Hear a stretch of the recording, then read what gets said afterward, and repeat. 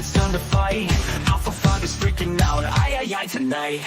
The Theta Ranger, cosmic power in his hand, analyzing movies while defending the land. He's the geeky hero with the brain so strong, breaking down the lore while he's morphing along. From sci-fi to comics, he theorizes it all, but when monsters attack, he answers the call. From the morphing grid, a power cosmic flows, these disorders rising up and Golden's going toe-to-toe. Swords watching through the glow, guiding him to fight. Welcome to the morphing grid, where Rangers shine so bright. Lord Theta scheming, making monsters grow, but Theta's got his intellect, he's stealing the show. With his Thetazord Spirit, 20 stories tall, no putty patrol or sorcery can make him fall. He dissects tropes with his mighty mind, a warrior for nerds, one of a kind. But when the grid's in peril, he steps away, from analyzing trilogies to saving the day. To the morphing grid, the power surges high. Theta Ranger takes a stand, no monster will get by. Alpha shouts, Theta, hurry up, the Earth's under attack. Welcome to the morphing grid, there's no turning back. Zed sends his beast, Golder leads the charge, but Theta's bladed and wits leave him fully discharged. Cosmic energy flows from his morphing coin, when chaos erupts, the Theta Ranger joins. The viewing globe reveals the city in flames, monsters growing bigger, but it's all the same. The sword comes alive and the battle is won. Theta Ranger's legacy has only just begun. To the morphing grid, a power cosmic flows, the sword is rising up and Golder's going toe-to-toe. Swords watching through the glow, guiding him to fight. Welcome to the morphing grid, where Rangers shine so bright. Now the grid's at peace for now, it seems. Theta Ranger scheming nerdy dreams, analyzing films, comic shows on the side, but he's always ready for the next grid ride. Welcome to the morphing grid. Welcome to the morphing grid. Theta Ranger, welcome home. Now the grid's at peace for now, it seems. Theta Ranger scheming nerdy dreams, analyzing films, comic shows on the side, but he's always ready for the next grid ride. Welcome to the morphing grid. Welcome to the morphing grid. Theta Ranger, welcome home.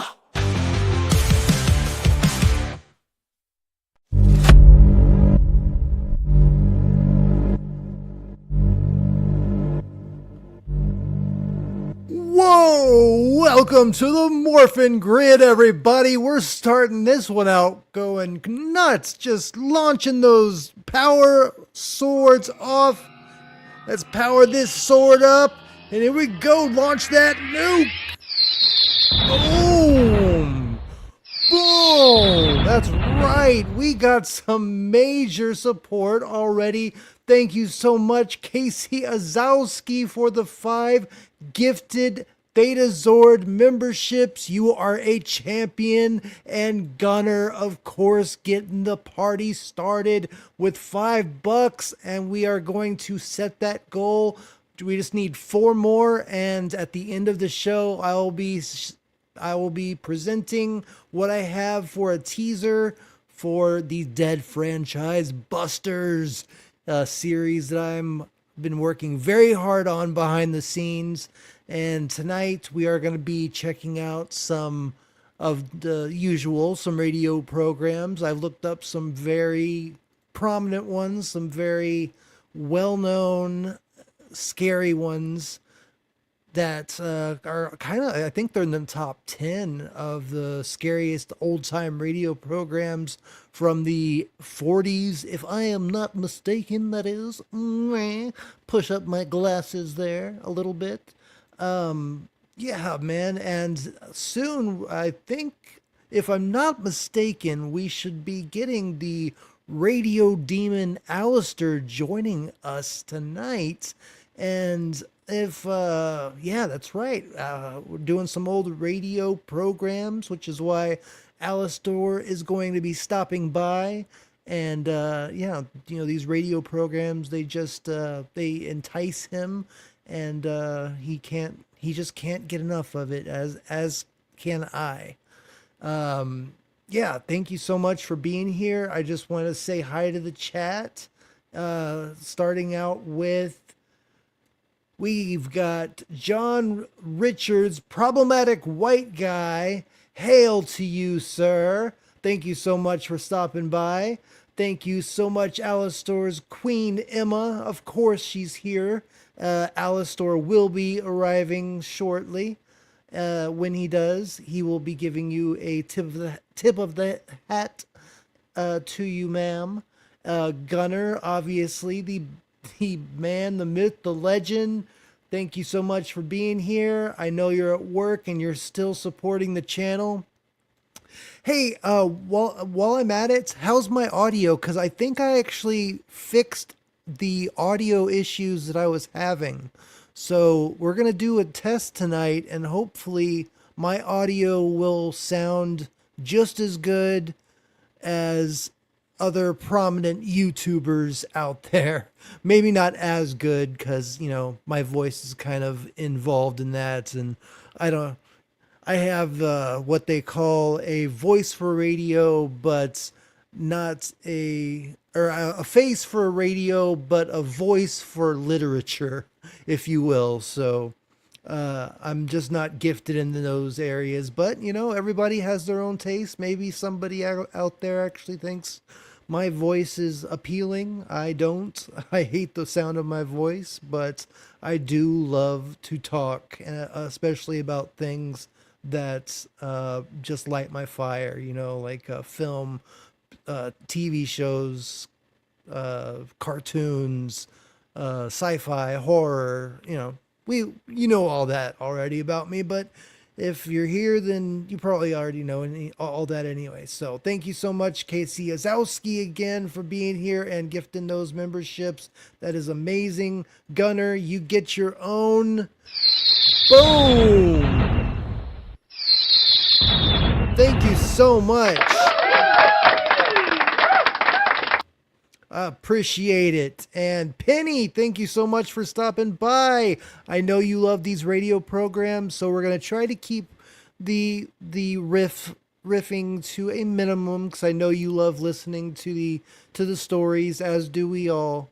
But sometimes, you know, it's just, I don't know. There's just something in me that I love Mystery Science Theater 3000, and I love riffing on it on some of these old radio and not just radio, but just these older movies and stuff like that.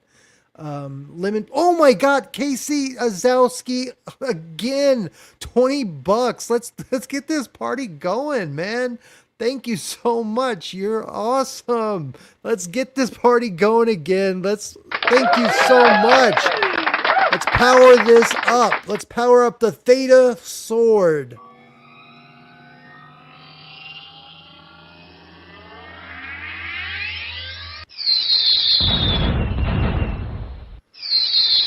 Boom! Shakalaka!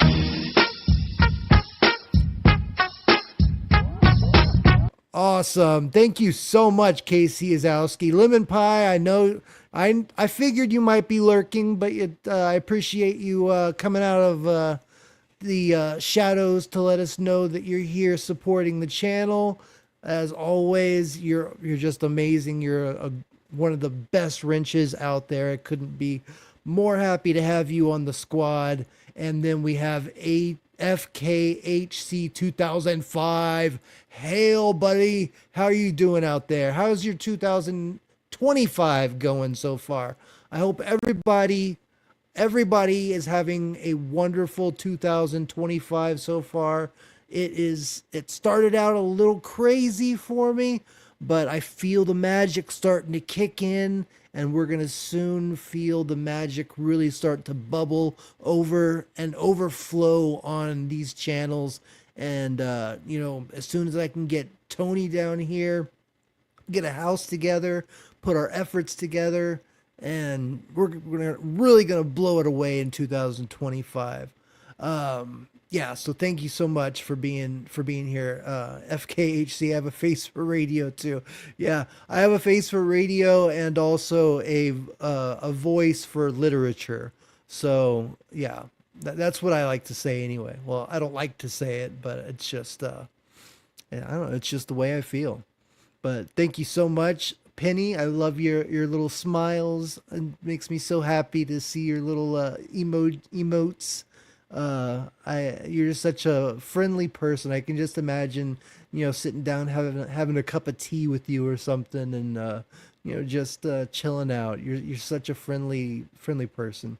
And Casey, again, thank you so much. Lemon Pie, and I think I got everybody. Alastor's Queen Emma, Penny, Lemon Pie. Thank you so much for being here. I guess we should get this party started, but Alastor is not here yet. Let's see if maybe we can get him. Maybe if I sing a song. Does anybody want to hear me sing a song, or do you just want to get right into the nitty gritty of the radio program that I have ready to go? It is called The Thing on Forble Board. It is supposed to be a very scary radio program, and then I have a couple more that are supposed to be equally as scary. Where is he? Oh, well, he's not here right now. I invited him. He'll be here as soon as he can. He messaged me and said he'll be a little bit late, but he is gonna be here. Can I get an audio check? Like, can y'all hear me all right? Does everything sound okay?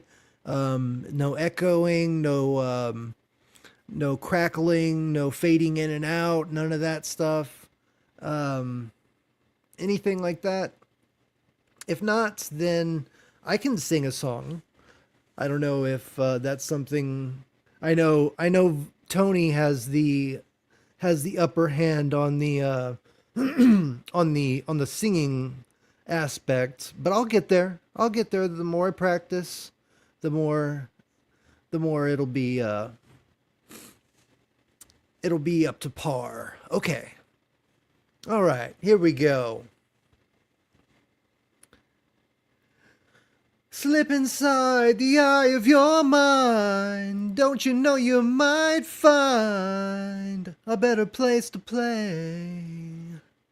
You said that you never been, but all the things that you've seen will slowly fade away. So I'll start a revolution from my bed, 'cause I'm laying in bed.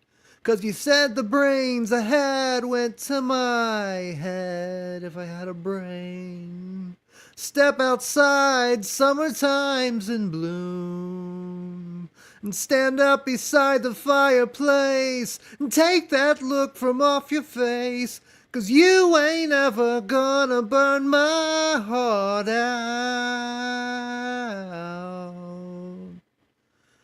And so Sally can wait. She knows it's too late as we're walking out back. My soul slides away. But don't look back in anger. I heard you say, take me to the place where you go, where nobody knows if it's night or day. Please don't put your life in the hands of a rock and roll band who will throw it all away. I'm gonna start a revolution from my bed. 'Cause you said the brains I had went to my head. Step outside, summertime's in bloom, and stand up beside the fireplace and take that look from off your face. 'Cause you ain't ever gonna burn my heart out.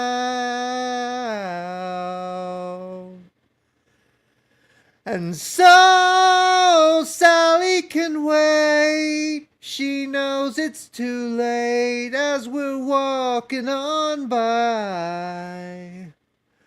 My soul slides away. But don't look back in anger, I heard you say.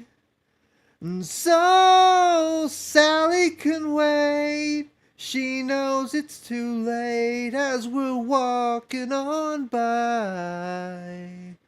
My soul slides away. But don't look back in anger.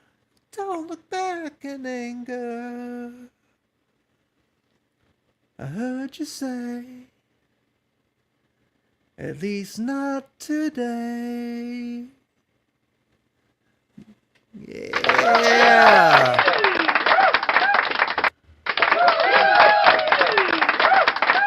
Oh.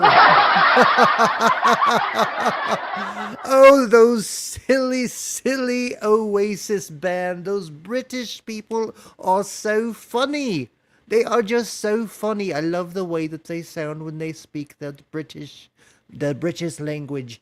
Speaking of British languages and British accents and such, I heard that there was a new kitty cat on the Cotton Council that did amazing.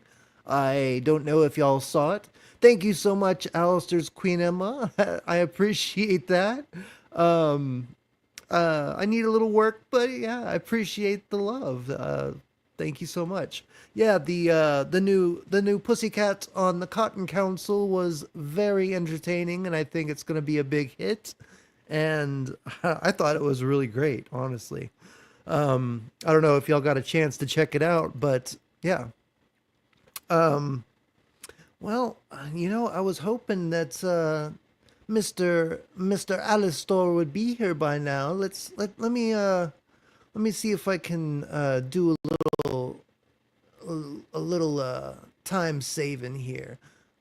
These are some things that I just happen to have ready to go, and I don't know if you've seen this, but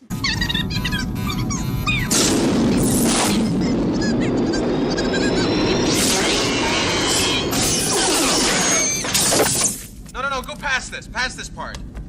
In fact, never play this again. oh yeah. Well, sorry. Never play that again. Sorry. I always forget to press the wrong button. My bad. But yeah, we all.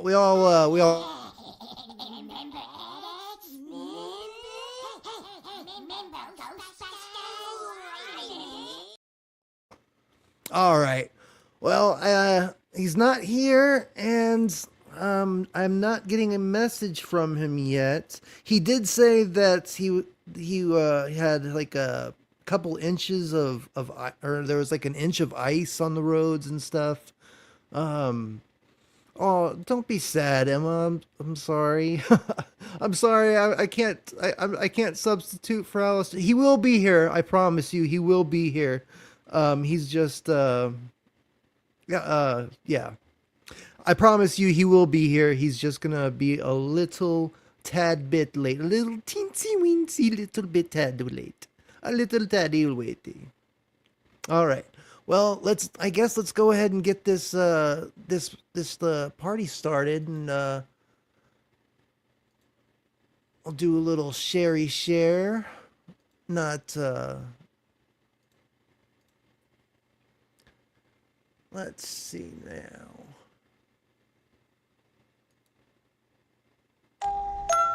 Hello, children. How does that Glad sound? you could join us once again How for does it another sound with episode my voice of as well? Ghastly Tales. Is my voice Radio. overpowering, or is the program Did you overpowering? come here on or your is own? it sound okay? Good. Hail, Sean Listen. Carter. How is my Come audio closer. compared to the audio of the program? Closer. That's quite far enough. Quite far. You have terrible enough. bad breath. You see, I don't want the ghouls to hear me. Because Everything I've sounds good? become Whoa, a bit that of is an amazing. environmentalist lately. and they frown on that so type I'm of actually thing. louder now. I know, okay, I know. I think I can Sounds fix that. very unlike me. I don't normally care for earthly places. I prefer the unearthly variety. You know, that's actually good.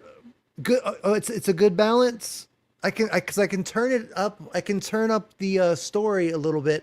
I think it's just that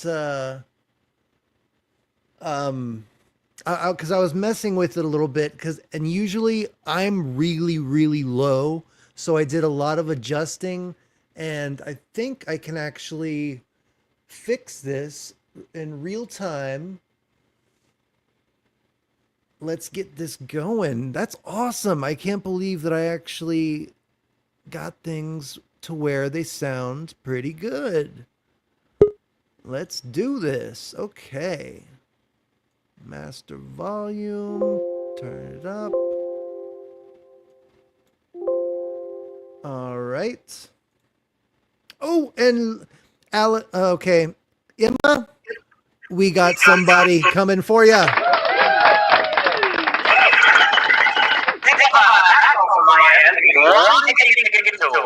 All right. Welcome, Alice. Alastor's Queen. What's that? I think I got my you're correct. Let me reload. Let me refresh. I will return momentarily. Okay. Oh no, it might have been me, honestly.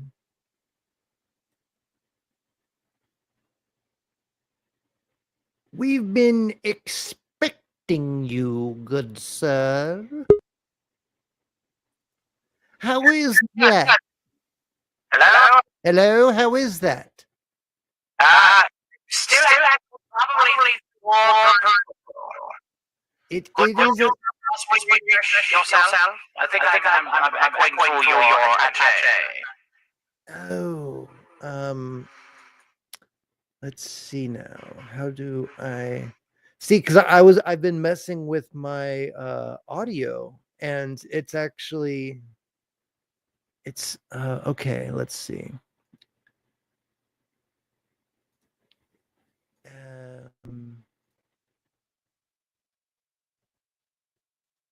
Okay. Try it now. Is that any better? Come on. Is it? Now the Is that reason better? why I'm echoing is I'm actually echoing through your share screen. It's a duck of death issue, I promise. If you just exit the room, stop your feed, and then just close your browser and return, it should be oriented. Okay, so just just restart. Okay, so close the browser. Precisely. I'm on the phone. Okay. Ladies and gentlemen, boys and girls, children of all ages, it is I, yours truly. See, as you notice, my echo is now gone. That's a duck of death issue, my dear fellow, a duck of death issue. But I'm hoping that when he returns, that the Streamyard will have obeyed us, and everything should be fine.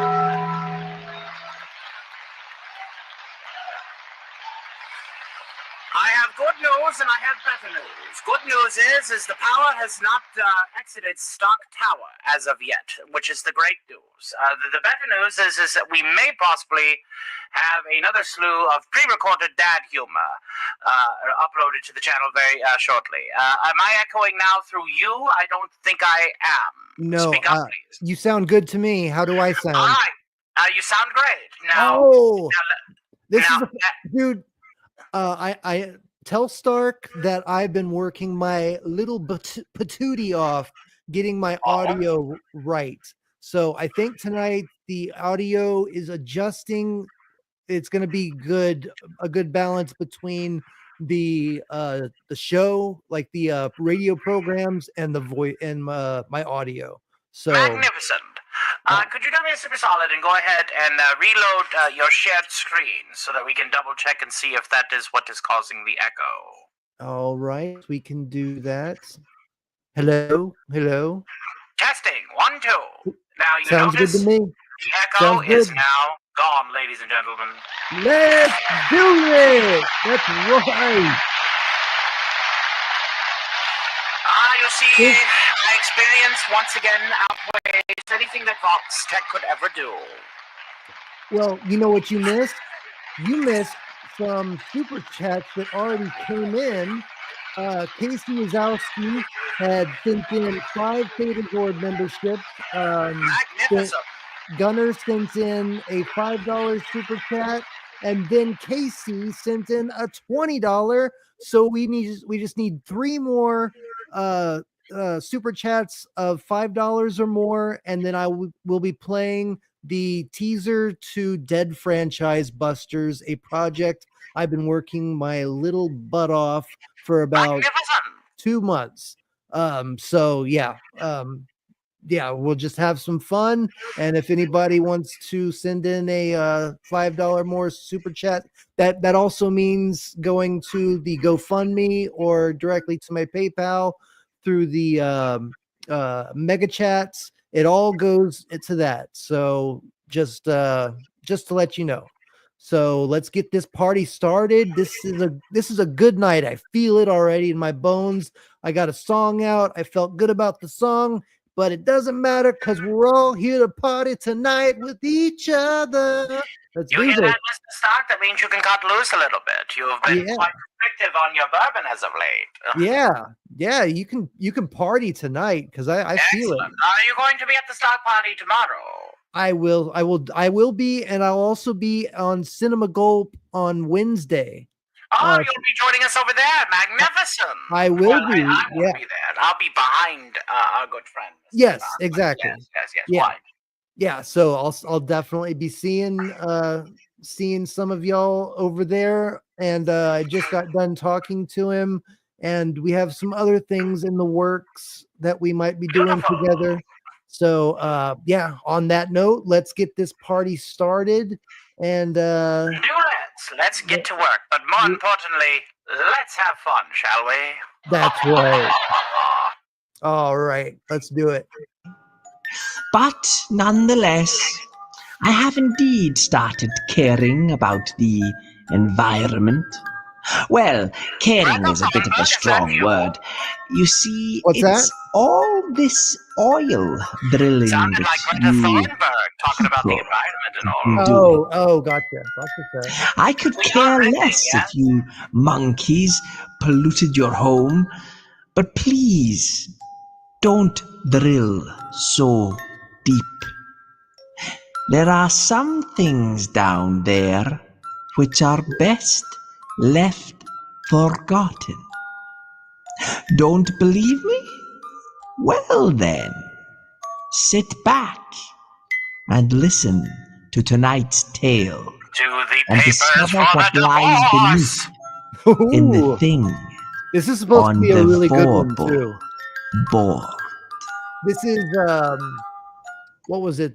Quiet, please. Oh, sorry. I'm so sorry, my good sir. Oh, what an opener. Ever been shut up by a program from the 1940s before? This is getting us a little bit more to home. Still about 7 years after I perished, but I'll take what I can get. Yeah. The Mutual Broadcasting System presents Quiet Please, which is written and directed by Willis Cooper and which features Ernest Chappell. Quiet Please for tonight is called The Thing on the Furball Board.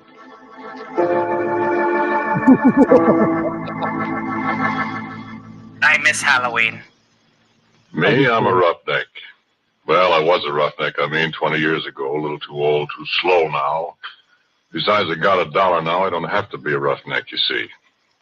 Married, got a nice home. Had to meet my wife. Hey, Mike. Her name's Maxine, but she likes to be called Mike. Mike! I guess she's busy out in the kitchen someplace. Besides, she doesn't hear very well. Shame, too. She's so pretty and everything. Well, you'll meet her. Sit down. Sorry, I had to grab my drink. I was saying I was a roughneck. Well, no, that doesn't mean exactly what you think it means. A roughneck is an oil field worker, specifically a guy in a drilling crew. Call them roughnecks like you call a section hand on the railroad a gandy dancer, a garage hand a grease monkey. Same time you work around a drilling crew for a while, you're going to be a roughneck in every sense of the word, boy. A derrick floor or a four-bowl board's no place for a guy with a bow tie. Because when you have to fool around with drilling holes that go farther down the ground than it is from the top of Pike's Peak down to sea level, sure they do. The time I was a roughneck, we got this one well down to 7,313 feet. That was a record. But last May, Pure Oil brought one in out in the Natrona Valley in Wyoming at 14,309 feet. That, friend, is almost 3 miles. Quite a hole, that, huh? Sure, I don't think there's an oil man in the world that don't wonder one time or another what's down there, besides rock and oil and gas. Oil that's made out of trees that died 20 million years ago. Oil that's made out of dinosaur bones. Oil that's maybe made out of the flesh and blood of men, maybe, that beat each other to death with a stone axe, ate saber-toothed tiger for lunch. Ooh, Yellow Ranger. Well, oil requires a little bit longer. Of course, they come up from way down there, and sometimes the little shells, trilobites mostly, that was alive when Manhattan Island, where New York is, was under half a mile of ice. I hear we you found something once, me and there. Billy Grunwald, and what are you saying? New York is still filled with trilobites. I'll tell you about it. We were down to around 5,400 feet. We'd set casing. We began to get water, so we had to stop drilling and cement off. Well, you see, when water begins to seep in the hole, you pull your drill pipe, then you let down a cementing shoe inside the casing, and you plug up the bottom of the hole, casing and all, with quick hardening waterproof cement. Then when it's hard, you drill through the cement and go on down, and the cement outside the casing at the bottom keeps the water out. Well, we had the drill pipe all pulled and racked. The cement was setting, see? So we was shut down, waiting for it to harden. We'd been coring just before. Well, you see, a core drill is hollow, and as the bit digs down, it stuffs the drillings up inside it, so when you pull it out, you got a sample of the kind of stuff you're going through. And a geologist can tell a lot from that. This is a very scientific. So there's nobody around the rig except me that night. The rest of the crew's going into town. I was toasting some pork chops over the forge for my supper. I heard a car pulling up. Look out, it's Billy Grunwald, the geologist. And I give him a hello. Hi, Billy, come and have a pork chop. Hi, Porky. Where's everybody? Yeah, all went to town. I'm the whole crew. Yeah, I had 3 blowouts between here and Oxnard. Yeah, I wondered where you was. Ted said you'd been here about 3. Yeah, I would have been, except for my this tough man luck. sounds like Tennessee Ernie Ford. Oh, I'm dead. Yeah, hungry? Starved. Yeah, I got 7 pork chops. And bread. And some coffee, kind of. Swell. Yeah, I got a bottle in the car. We're going to have a banquet. Now you got a party. Where's that core? Yeah, That's what I came up here to look at. Yeah, back there on the bench. Look at it after supper. Hey, What? didn't you say you were all alone here? I thought I heard somebody talking. I don't see anybody. Keep an eye on that pork chop. You won't have any supper. Yeah, I'm watching it. Yeah, I would put hate the to not coffee see on. it burn. Like so. When'd you finish cementing? This morning, last tower only made about 10 feet of hole, so Ted shut down before we get flooded out of house and home. Funny about that water. How? Oughtn't to be any at that level, according to my figuring. Well, there is. Is it salt? Sure, right out of the bottom of the ocean. That's funny. Well, maybe I'll be able to tell something from the core. Yeah, I hope so. The last core I looked at, I'd have sworn we were getting into shale. Ain't seen none yet from the cuttings. It's funny. Oh, there we Thank go you very much, again. Casey Ozowski, for your generosity, and I hope that you could join us for tomorrow's stock party. Yes, Casey Ozowski for the $10. Oh, Your audio sounds a lot better, my good fellow. Well done. thank you. I've been working really hard on it, so I appreciate that. I'm so glad that it paid off. I spent about probably 4 or 5 hours just working on it, so that makes me feel very happy. Thank you very much, Alastor. Here, your pork chop's done. Yeah, take some bread. Yeah, thanks. And thank you, Casey Azowski. Just 2 more super chats, and we get the Good, goal at the end. And put on another. I had 2 already before you come. Yeah, The golden in their hill. yeah. You never can tell what's down there. You get it all mapped and plotted out, all the strata. And all you know is what comes out of the hole. Yeah. Do you really want to know? I'd like to go down there sometime if I was little enough. Never get you down a hole. Yeah, you'd fit. You're skinny. I'll stay up here and look at the cores, Bud. Where is that one? Behind you. Over there. Oh. Well, I'll have a look at it. Well, why don't you wait till you finish your supper? I'm just going to look at it. Put on another pork chop for me. Okay. Put on 2. I wish those screech owls would eat. What's the matter? Hey, wait a minute, What's the matter Porky. with you? Well, why did... Listen. What's eating you? You know, I was sworn there's somebody up there on that portable board. Ah, you're crazy. There's nobody up there. You're going to get those stands of drill pipe. Ah, they're just rack crooked. One of them slipped. Come on back and eat your pork chop. Yeah. Yeah, I guess so. Only What you so jittery about, Billy? Come on, eat your sandwich. Here. Yeah, well, Gunnar was asking earlier, Casey Azowski, can you or one of the wrenches put Casey Azowski's channel in the I have to be back. I'll be back momentarily. There's an emergency happening behind the scenes. Yeah, go take care of it, Alastor. Casey, if you want to put your channel in the chat, Gunnar was asking if you had a channel. I told him that you did.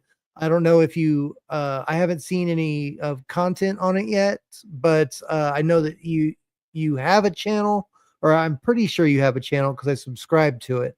So if you want to put a link to that in the chat down there, then leave it for everybody to see, and go subscribe to Casey Azowski. He's going to be getting his channel up and running. Got Stark of Iron going to be helping him and helping him get his channel going. And if he needs any help from me, you can always ask me anything. I actually have some knowledge. I was taken under the wing of a political YouTuber with over 1 million subscribers, and he kind of taught me how he got there. And so if you need any help at all, reach out to me, and I would be glad to answer any questions you have about analytics, about how to get to the threshold to get your channel in the partnership program and all that nonsense. But if you have any questions at all, that Stark's going to be there. I'll be there. I'm sure everybody would bend over backwards to make sure that you get it off the ground and do what you want to do. So yeah, everybody go follow Casey Azowski. Let's get back to this. thanks, Porky. I don't know. I'm just naturally that way, I guess. I'm always scared of the dark. Doggone it, I hate to be a baby, but I can't help it. Scared of the dark? Honest? Stupid, ain't it? Oh, I don't know. Everybody's scared of something. Yeah, just Me. a little irrational, but yeah. Spiders scare the tar out of me. Black I'd be more widows. afraid of what's in the dark rather than the dark itself. I know how you feel, Billy. There another light over here? Yeah. Alistair had something to take care of real quick. He'll be back. Ah. Oh, that's better. He had some Hey, listen, an emergency Porky. he had to take care Go of. out to the car and look in the left-hand door pocket and bring back that bottle, will you? That's what I need. Okay, kid. Okay. So I picked up a flashlight. I turned around and went outside. I found the car. And I got the bottle. And the floor of the derrick was all lit up, and when I saw a beam of light suddenly flash up toward the floorboard, I laughed. Billy Grunwald and his ideas. I laughed. Sure, I looked up. There wasn't a darn thing up there except the drill pipe racked against the fingerboard. Oh, this forble board. Well, you've seen oil derricks or pictures of them? I've seen them. Do you know that little platform that runs around the outside of the derrick about halfway up? Well, that's the forble board.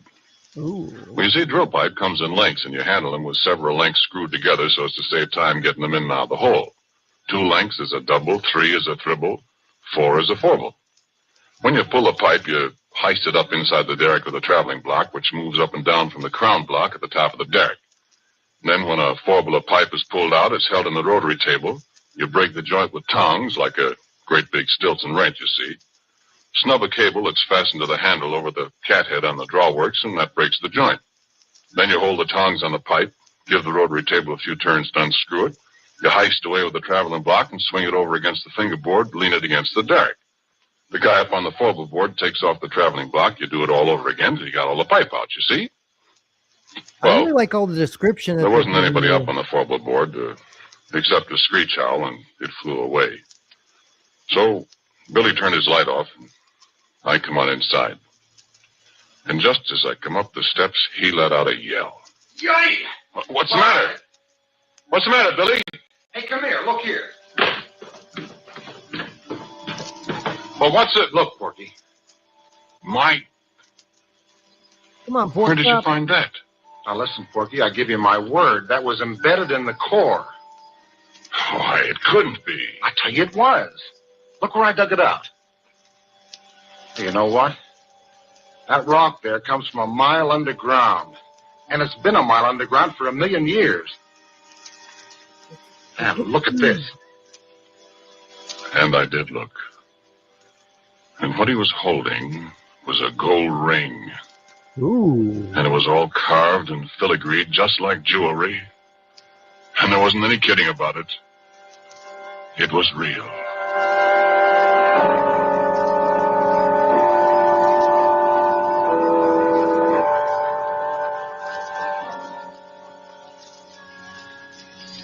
No, wait a minute. Hang on, I ain't done. All right. I poked at the core of rock that looked like a kind of petrified salami or something.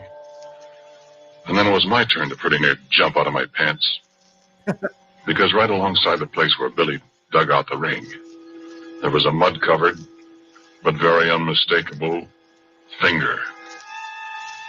I picked it up, and it was cold, and it was heavy, and it was solid rock.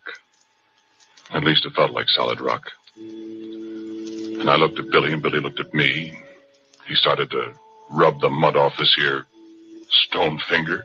That's a very And as he rubbed stone it, finger with a gold ring. it begun to disappear. No, he could still feel it, he said, but when the mud was gone, neither one of us could see it. And he dropped it to the derrick floor. It went clunk, and we couldn't find it anyplace. So you know what we done? Well, we took that bottle and we took and finished it, Billy and me. We finished it in one slug apiece, and it was a full pint of bathtub gin. It tasted just like so much well water to me.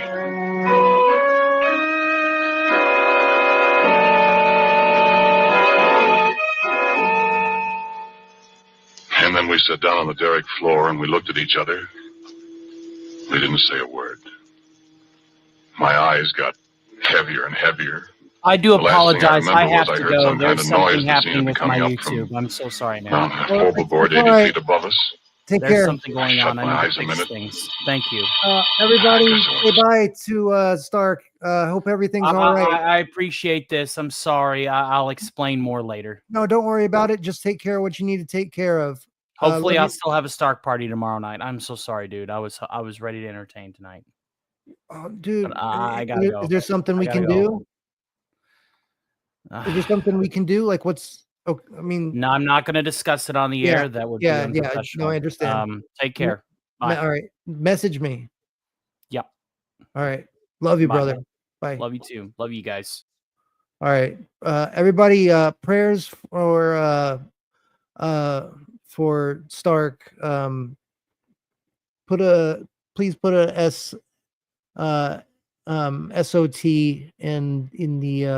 in the chat for prayers for him, and I don't know what's going on with them, but you can bet your ass that I'm gonna be there to make sure that anything that we can do for him is gonna be done. And I know Sean Carter and Casey Azowski and Gunner and everybody here, Alistair's Queen Emma, everybody, just everybody, yeah, pray for him, and yeah, send your love and prayers. Yeah, sorry that we had to end that like that. Just send your prayers. We'll finish. We'll finish the program. Hopefully y'all stay. Yeah, I'm pretty sure I either went searching for your channel and I found it, but yeah, I might be mistaken, and I just searched. I searched for your channel, and maybe I didn't find it, but I thought that I did find it, and I subscribed to it. But let me know.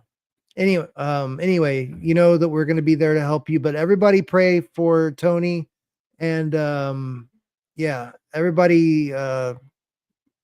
Yeah, I don't know what's going on, but after this program is over, you can bet your ass that I'm gonna make sure that I'm there for him, whatever's going on. I don't know what it is, but yeah, all we can do is just pray right now. Let's continue this regularly scheduled program and try to have fun. And at this point, it doesn't matter if the goals aren't met. But you know, at this point, y'all deserve to see the teaser that I have made up anyway. It's my gift to y'all for for this interruption. I mean, I hate that sounds so awful to say interruption, but I feel so bad for him, like, 'cause I don't know what's going on and I'm worried about him. Anyway, let's continue this.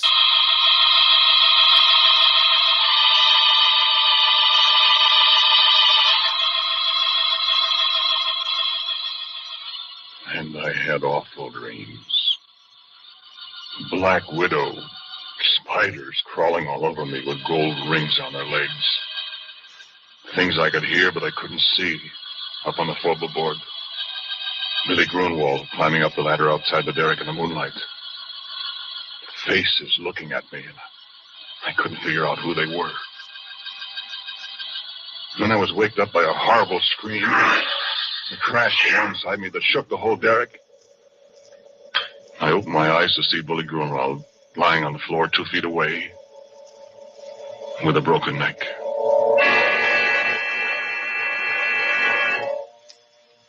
With a broken neck and his left hand, well, he put the gold ring on the little finger of his left hand, and the way his arms were spread out, his left little finger and the ring were gone.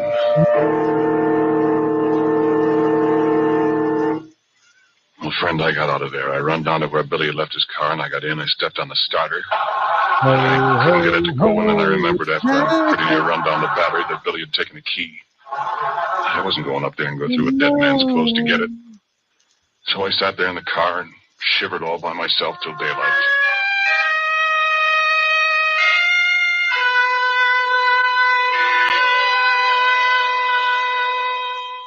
And then Ted and the crew came. Afterwards, a state cop and everybody in the world was asking me questions. Did you and Billy have a fight, Porky? I told you we didn't, Ted. But you had been drinking. We only had that little pint, Ted. I know you What's ain't he doing up in the floorboard? Did you threaten him, and did he run up there to get away from Listen, you? cop, don't be a chump. Billy Grunwald and I were good friends. Then why'd you push him off the floorboard? I didn't, I tell you. I wasn't up there. Oh, what did he go up there for? I don't know. I was asleep. How do you know he was up there? I didn't say he was. You said so. Besides, How would he break his neck if he didn't fall from way up there? Well, look, officer. I think it was just another accident. I mean, we haven't got anything on Porky, and personally, I don't believe he did it. Well, it's mighty mysterious. So it is. But we got work to do. Now, how about it? That cement's hard down there, and I want to start drilling again, and I'm short-handed. Will you let Porky stay here till I run in my pipe again, and, well, then you can take him and ask him questions till you're blue in the face. Well, okay. Let's get rolling. You got steam up, Happy? I'm all set. All right. Porky, you go from the forward board. What? Not me, Ted. Oh, don't be such a boob. There's nobody up there to shove you overboard. And you can put a safety line around you if you want to. And besides, you're getting paid to do what you're told. I've lost too much time already. Come on, get going.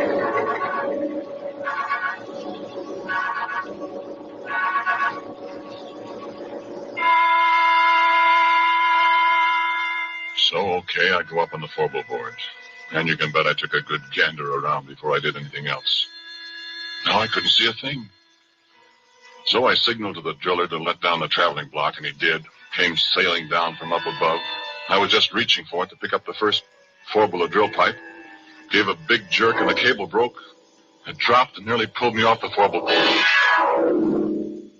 And it landed right on top of Ted. And if you have any idea what a guy looks like after 2 tons of metal land on him from 80 feet up, you keep your ideas to yourself.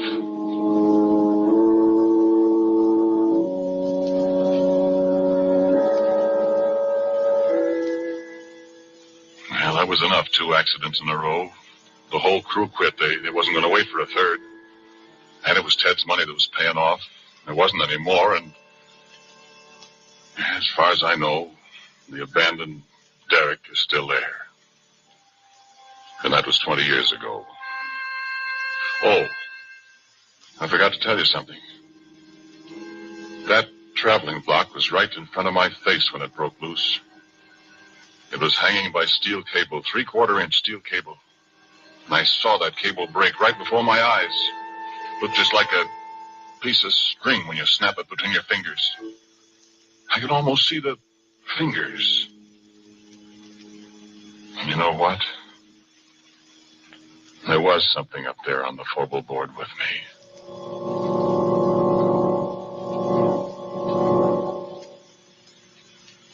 And so a couple of days later I came back. I don't know if there's anything in the world as desolate, as dismal, as dead-looking as an abandoned oil well rig. There it stands like a skeleton off on a deserted side road and the bare yellow hills surrounding it, and it's the deadest thing you ever saw. I sat in my car for a long time looking at it.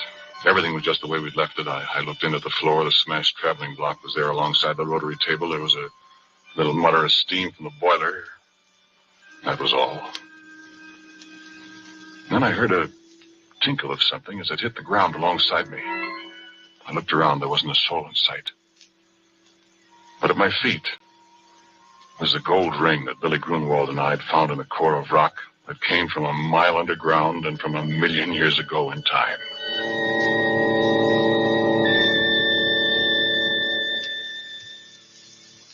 And I heard a little sound. The sound of a kid crying. And there wasn't any kid up there. And I heard it again, and it came from above my head, and I took out my revolver. I loaded it carefully. I started up the ladder to the forward board. No, there wasn't anything up there, nothing I could see. There was a voice crying. The voice of a little kid. And then there was a movement behind the rack of drill pipes, and I saw the pipe move, and I yelled, "Come out of there, whoever you are! He had I'll start shooting!" He had an urgent stand the pipe shivered. Deal with them. I thought, what can it be that can handle that heavy pipe like jack straws? And then there was a Everybody crash. Put a SOI in the chat for Tony. The whole stand of pipe fell over, and I just got out of the way in time. And I was alone on the forward board with the thing. But I couldn't see it. I felt the platform tremble under my feet again as something moved toward me. Penny. I fired 2 or 3 shots. and nothing happened. I started backwards. I knew it was following me because I could hear it meowing like a cat. My feet tripped over something. I saw it was a big can of red lead that somebody had left up there. Without thinking, I picked it up and I threw it at the sound, and it splashed.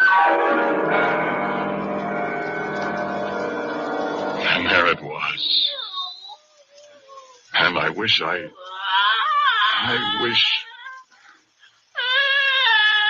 face of a little girl, frightened, crying with hunger and terror. Hands like a human being, and a finger missing from the left hand. And a body. Well, I'll tell you about that. I told you how I'm scared of spiders. But I knew where it came from. It had come from the bowels of the earth, come riding up on the drill pipe as we yanked it out of the well. Come to an alien world, and was lost. It stood there dripping with red paint, blood red from head to foot like some horrible dream. And it put its hand on my arm. Its hand was stone. Living, moving stone. And it looked into my eyes Creepy. and mewed like a lost kitten.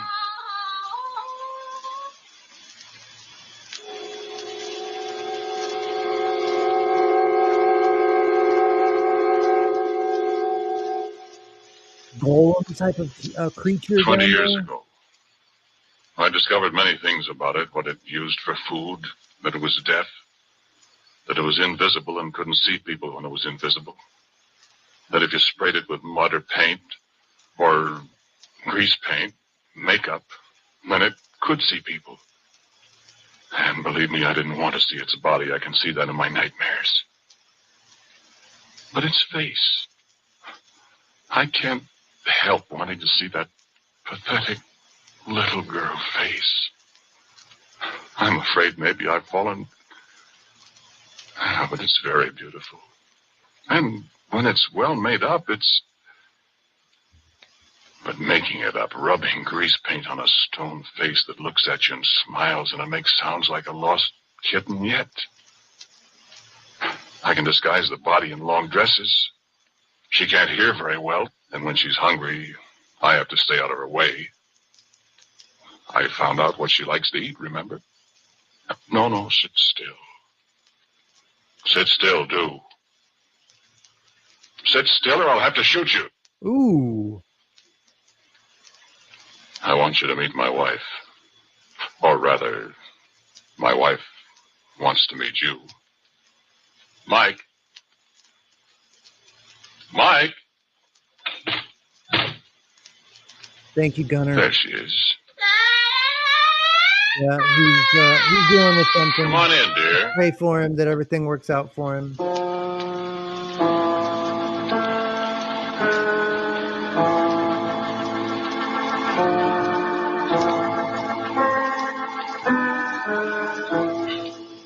The title of tonight's Quiet Please story is The Thing on the Board. It was written and directed by Willis Cooper and featured Ernest Chappell. And Dan Sutter played Billy Grunwald. Pat O'Malley was Ted. And Cecil Roy was also a member of the cast. As usual, music for Quiet Please is played by Albert Berman.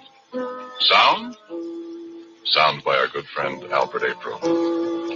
Now, for a word about next week, here's our writer-director, Willis Cooper. Well, I'm reasonably sure that all the characters in tonight's stories were completely fictional. At least I, for one, hope so. I do, too. Next week, the story is called Presto Changeo, I'm sure.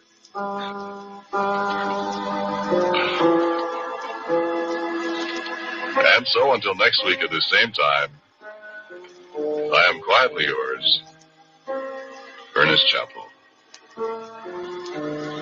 This program was heard in Canada through the facilities of the Canadian Broadcasting Corporation. This is the Mutual Broadcasting System.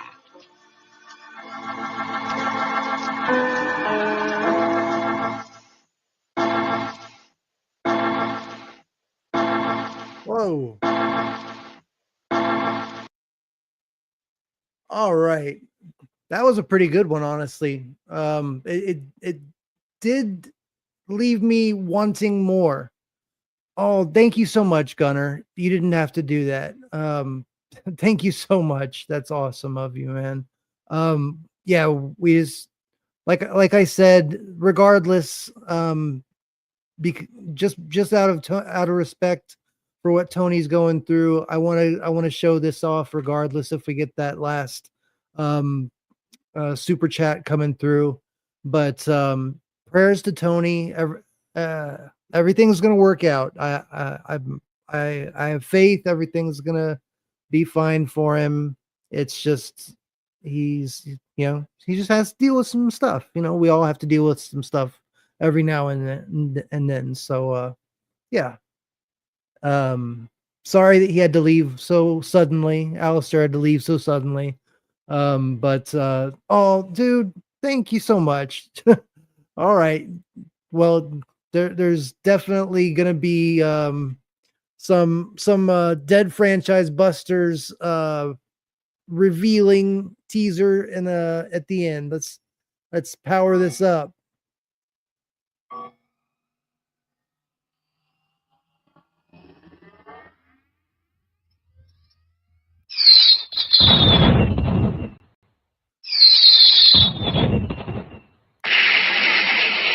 Yeah.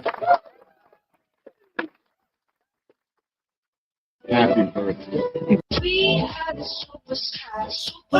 superstar. I wish that I had my I could customize some of these buttons, but they are what they are.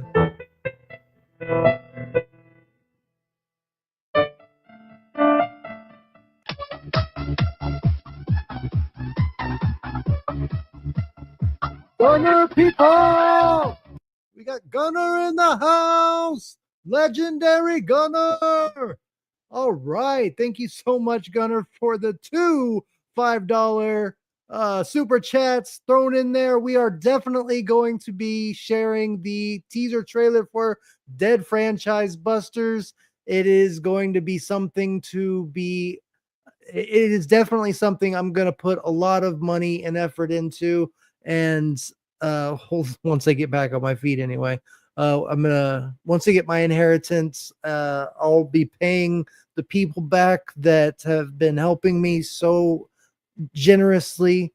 And obviously Gunner and Casey Azowski, not only your generosity and your super chats and everything, but being a member at the highest level. I am going to be specifically sending y'all out either a hoodie or whatever y'all want from my merch shop. Whatever y'all want, I will be sending that out to y'all as soon as I get the money to pay for that. Y'all just pick what you want, but wait until I release reveal the teaser and the new merch, because you might want to get some of the Dead Franchise Busters merch. So just a little hints that's coming to a Teespring shop / Thetazord near you, because it's at your fingertips, literally.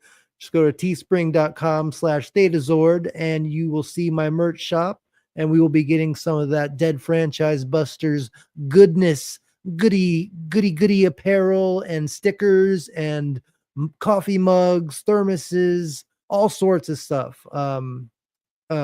Anything y'all wants is y'all's. So we'll get on to the next program, which is going to be called Poltergeist. Let's do it. Let's stop that screen. Oh, hello. Hey, yeah, this is Tony. It's my livelihood, so whenever anything really, really small happens, I flip out. Yeah, I pop out the chat into like a tab so that I can talk to the chat better, because the Duck of Death sucks, trying to chat through the Duck of Death. Yeah, what do you want? For some odd reason, it like refreshed into 2-point authentication, and I'm like, okay, well, authorized. We sent your sign-in code to phone number blah blah blah blah blah, a phone I haven't had for like 10 years. I'm like, oh fuck, that's not gonna work. Oh, sheesh. Yeah, I got to be able to access my studio. I can't have Google cookies, acting like I'm still using a phone that I haven't had for 10 years. So I Yeah. updated all that information. You So did just now? crisis averted. Oh, thank God. Thank God. It was Oh, something small, and I thought it was something that had to do with my YouTube and stuff. oh, thank Everything's God. fine. So Thank I'm good to get God. back into character. I'm getting back into Oh, character. God, thank you. Yeah. So oh. no. I'm sure. No, I'm sure everybody's no copyright stuff or nothing like that. I was like, why am I signed out on my account? I was like, wait a minute, I got to fix this. So Well, nobody knows what happened. So I mean, if you want, now everybody knows. I just said so I was signed out. I was kicked out through Chrome. You explained, the results, but nobody knows what you were scared of. At first. So I do apologize. I do apologize. No, for, don't, spooking dude. everyone. There is no need to apologize. Yep. I just wanted everybody to to give you the love and prayers that you needed, because thank God that it was just a small thing that you mistook for something that was a lot scarier than it really was. Anything that boots me out of my account immediately sends me into panic mode. Yeah, no, that's your livelihood. That's you've worked so hard, and you are and I'm not trying to say that everything would have been like easy, but everybody loves you so much and backs you so much. You could have been able to start another channel and get right back to where you were very quickly if something happened. So everybody loves you so much. I mean, you go out of your way to take people under your wing and show love and support. Take time out of your day to make sure that other people are taken care of before yourself. And you're just such a generous and genuine person, and everybody loves you so much, and everybody is always going to be there to back you up, especially when it comes to your livelihood. So all I want to say is that I love you so much, and I'm blessed to have a friend like you, and I'm proud to call you my best friend. I mean, really, you really are my best friend. So, and yeah.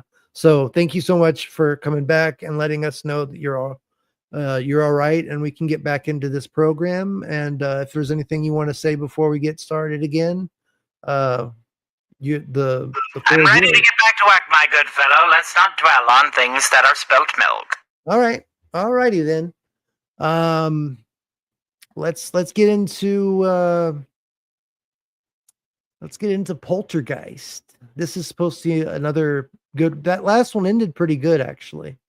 Let's do this. Poltergeist. The Poltergeist. We got the Poltergeist show. There we go. This is the 7th episode in an audio series where we explore unsettling, frightening, and haunting radio shows from the golden age. And I want to radio. say before we I didn't even, I'm sorry, I was so wrapped up in what was going on. Sean Carter has been a member now for 3 months. Woo, 3 months, he says. That's right. Let's give him shoot some nukes off for him. Boom. Let's see. What yeah, that's right.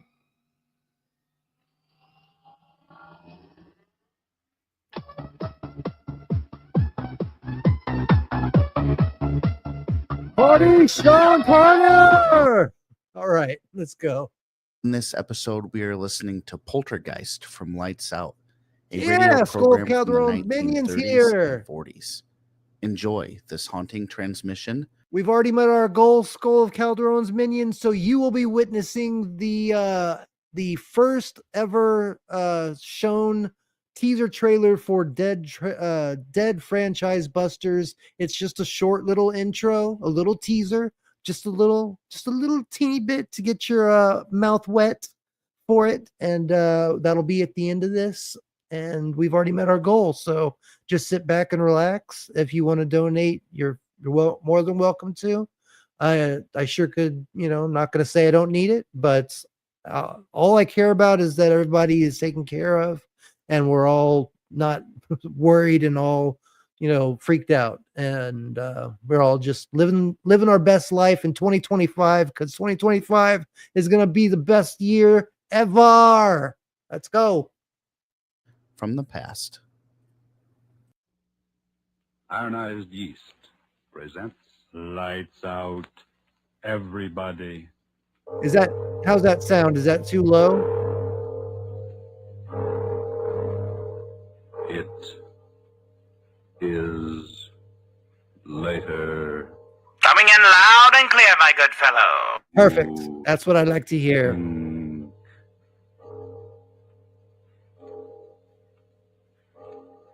This is Arch Obler bringing you another in our series of stories of the unusual. And once again, we caution you, these lights out stories are definitely not for the timid soul. So we tell you calmly and very sincerely, if you frighten easily, turn off your radio now. Ooh, I like that. I like that little Fascinated by warning. the mysterious, the fantastic, the unearthly, then anticipate chills in our story of Poltergeist.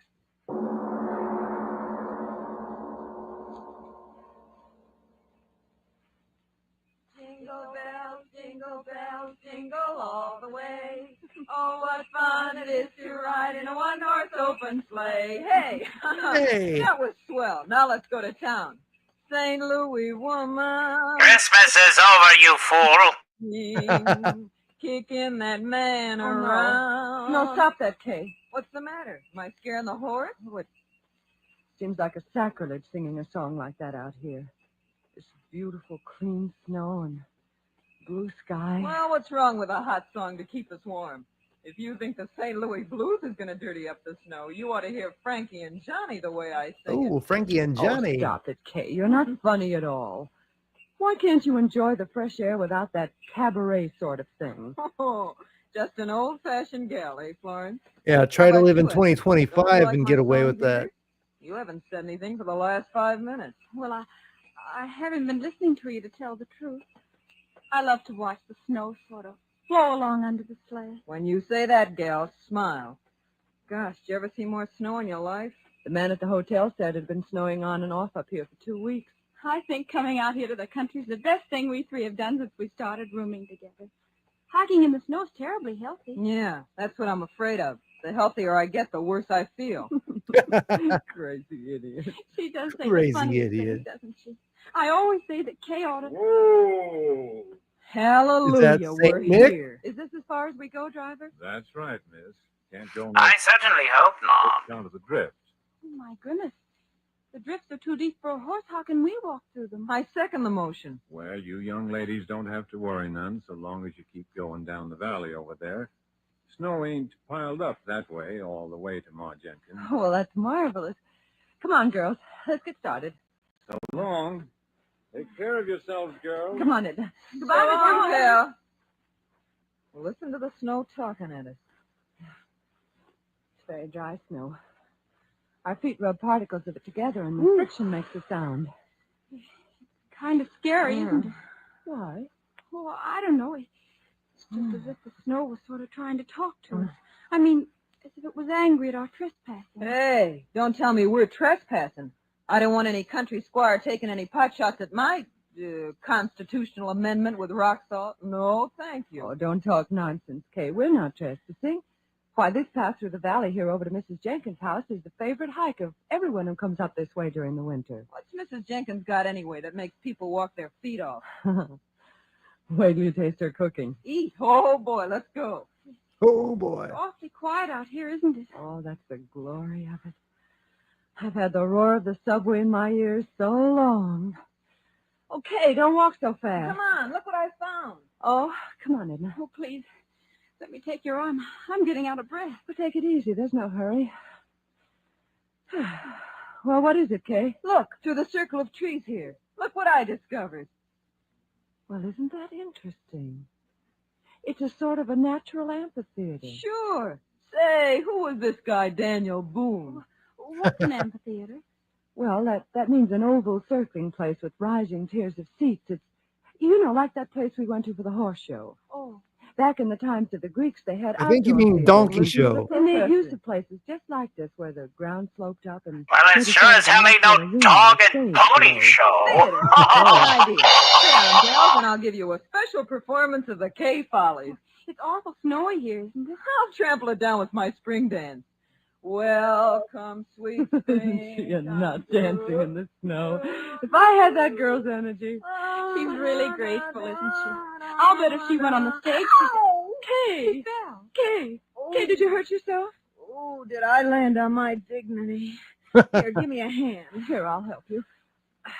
There you are. Oh, did I take a flop? Did you hurt yourself badly? I'll live.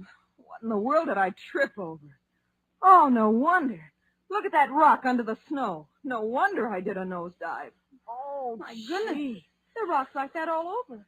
A person could break their neck if they... Girls, what's the matter? What is it? Kay, the rock you tripped over. It's not a rock. It's what a are you skull. talking about? Of course it's a rock. Well, yes, but it's something more than that. She took a flop It's a on the rock tombstone. Tombstone? with her sock. Oh, no, it can't be. Look for yourself. It says, "Here lies buried the remains of one who, restless in life..." Stop. Don't read any more. Stop. And all these other stones laying flat on the ground. They're tombstones, too? Yes. Whew, what a place to pick to dance. What's the matter, Edna? What did you scream for? Kay, you danced on the grave. What? You danced on the grave. I saw you. I saw you do it. You danced on the grave. Okay. Edna, stop it. Stop Oh, it. what's come into her? Edna, stop acting Edna, like stop, that. For heaven's sake, control yourself. Kay, I'm so sorry for you. You danced on a grave. For heaven's sake, stop talking like that. Sure, I danced on a grave. Well, yes, of course she did. It was perfectly accidental. And what if it wasn't? What of it? The poltergeist. The what? Edna Hanson, what are you talking about? What's that word you just used? Poltergeist.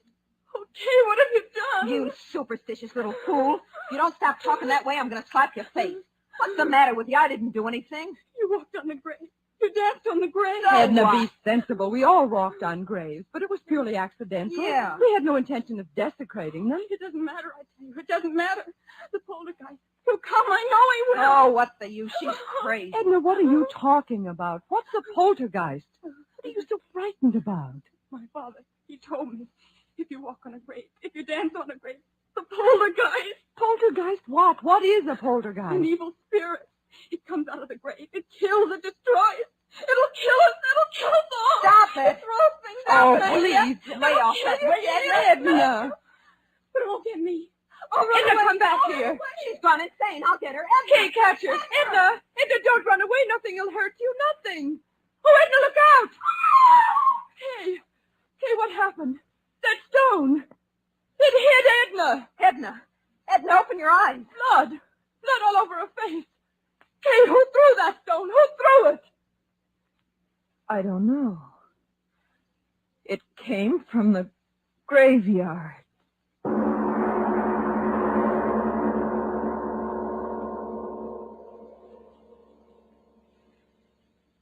All right. Now, girls, take it easy. Take it easy. Oh, Doctor, she won't die. Tell me she won't die. No, of course not. No, she'll die. Just not right now. That would be dreadful. No, absolutely not. Maybe a little concussion, that's all. Alastor would know better than anybody when she's going to die. Oh, well, I don't know that. I just know what happens when they get here. Oh. Lord, I'm telling you, that little friend of yours shouldn't be moved out of bed for a week. If you do, well, it might be just too bad. Do. Dude. You go home, Kay. I'll stay with her. Oh, no, you won't. I'm not leaving you here alone in this godforsaken place. If you stay, I stay too. Kay, please be sensible. Why should we all lose our jobs when you If can... you'll excuse me, you ladies, I've got to be on my way. Oh, yes, of course, Doctor. Is there anything more you can do for Edna, Doctor? Any medicine or something? Nope, I've done all I can do. She's sleeping comfortable now. Miss, Yes, Doctor. the constable's sick too, you know, and he's sort of depending on me to keep things straight. Now, just how did you say that little friend of yours got hurt?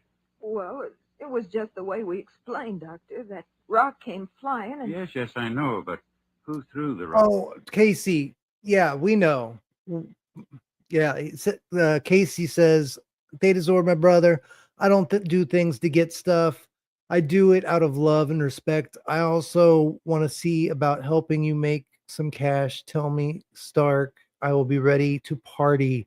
Everything's all right now with Tony. Oh, yes, don't listen. There was just a sign out mistake, my good fellow. Yeah. It was 2-point authentication bullshit that Google puts in place. Yeah. Nothing to worry about, my friend. Yeah. He can be quite overreactive. We've known this for quite some time.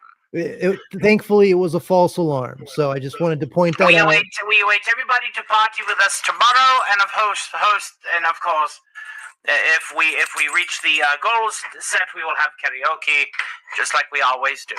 Karaoke, I cannot wait. So by all means, feel free to support us over there when you get time as well, my friend. Yeah, Everything is okay. Perfect. Yes. It was a false alarm, thank goodness. Yes.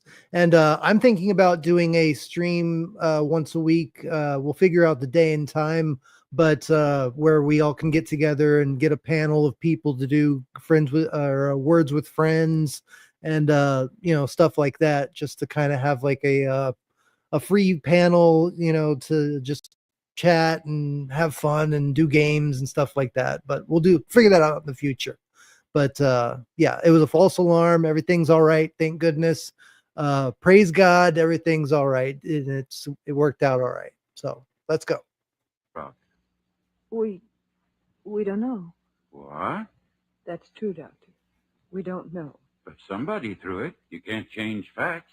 Somebody threw the rock that cracked her head. For heaven's sakes, old man, you don't think we did it? No, miss, I didn't. Excited. Doctor, you've got to believe us. It happened just the way we said. All at once, that rock came flying through the air from the direction Oh, of the awesome, grenade. Penny. I love that game struck so at him, much. And we just didn't see who threw it. All right, if that's your story. Well, you better stay in your rooms here. I mean, you better not be leaving till the constable's on his feet and has a chance to talk with you. I'll be back in a few hours and see how the girl is. He doesn't believe us. What difference does it make? We know what we saw. But what did we see? She was running. She fell. Kay, well, let's not fool ourselves. There was no one there to throw that rock. There must have been. But there wasn't. Stop saying that! Aren't you brave enough to face facts? There wasn't any place for anyone to hide. I saw that stone. It seemed to come down out of the air. So slowly. Florence, if you don't stop talking like that... Remember what Eva said? It throws things. Stop looking at me like that. You're giving me the jitters. She said The jitters. Oh, no. Spirit of evil. Florence, Rob, have you gone crazy too? Why should we laugh at things like that? What right have we got to laugh? How do we know there aren't powers we can't see or understand? Powers of evil that revenge an insult just like an evil man. Kay, how do we know? What are you talking like that for? It's true. What are you trying to scare me for? You're supposed to be the most intelligent one of us all. You with your college degrees. Sure, You're a sure, I fancy danced on piece the of grave, paper that but the says dead are you're a dead and they smarty can't revenge a pants. thing. I'm not afraid. I'm not afraid of anything. I tell you, what? It's Edna. Come on. Edna, we're coming to you. Don't be afraid. We're coming. Open the door, Florence. It's not locked. Doc, it won't Here, let me. Edna, what is it? What? Edna, what? On your head. Oh. Oh. Oh.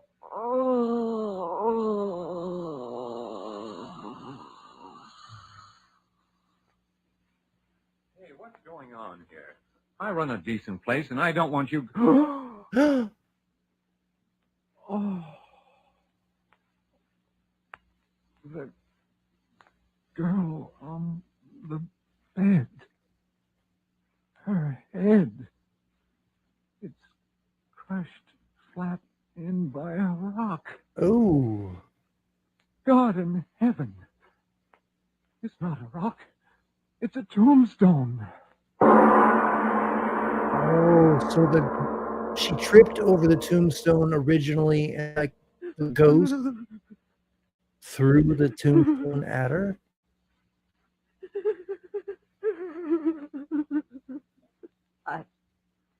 I wish I could cry, but I haven't got any more tears.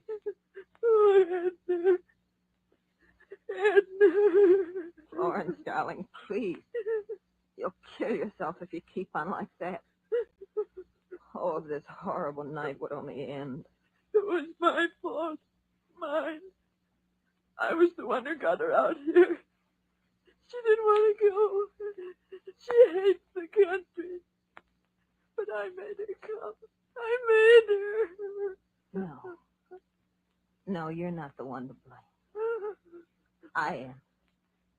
I danced on the grave. But she was It's true. You did. so sweet. Oh, why did it have to be It should have been you. Why? You're right. It wasn't right for it to be her, was it? No. I did it, not her. I did it. I danced on the grave. I danced on the grave. You can't deny what you see with your own eyes. But I tell you, Doc, nobody could have carried that tombstone up the steps without me seeing him, could they? But there it is, ain't it? Yeah. There it is. Either somebody's playing a terrible joke or...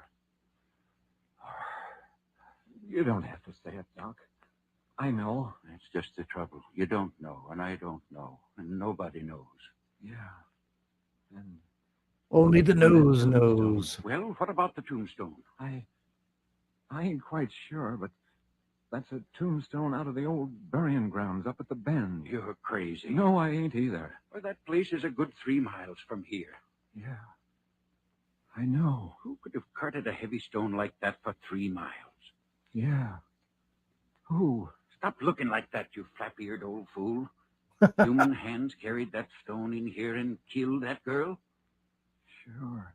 Yeah, the constable will find out who did it the minute he's on his feet again. You wait and see. No, he won't, Doc. You're smarter than me and all that, but no, this time you're wrong. There ain't nobody that takes in breath and leaves out breath like you and me, or the constable's gonna find out who killed that girl. You know that, Doc. Oh, stop talking. I wish the constable was here and this night was over. It's been a terrible night. Terrible. What a terrible night. Terrible clock. Ticking.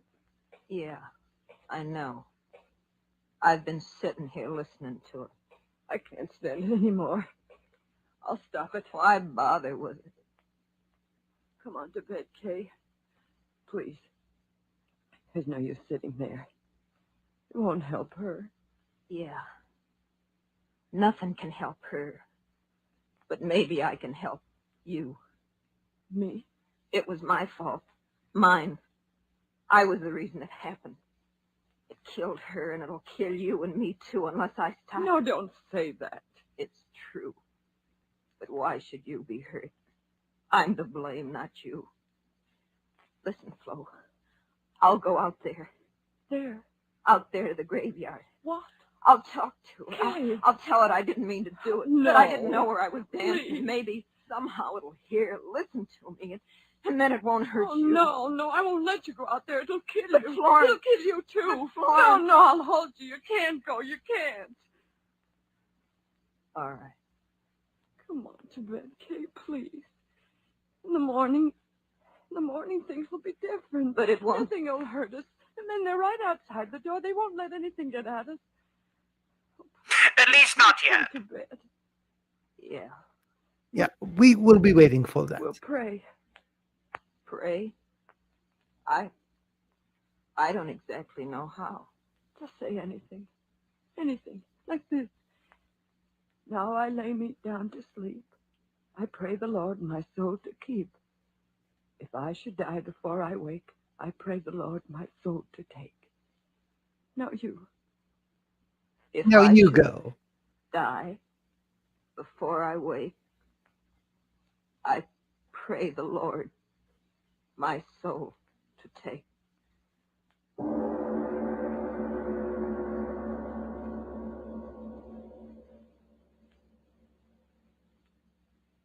Kay?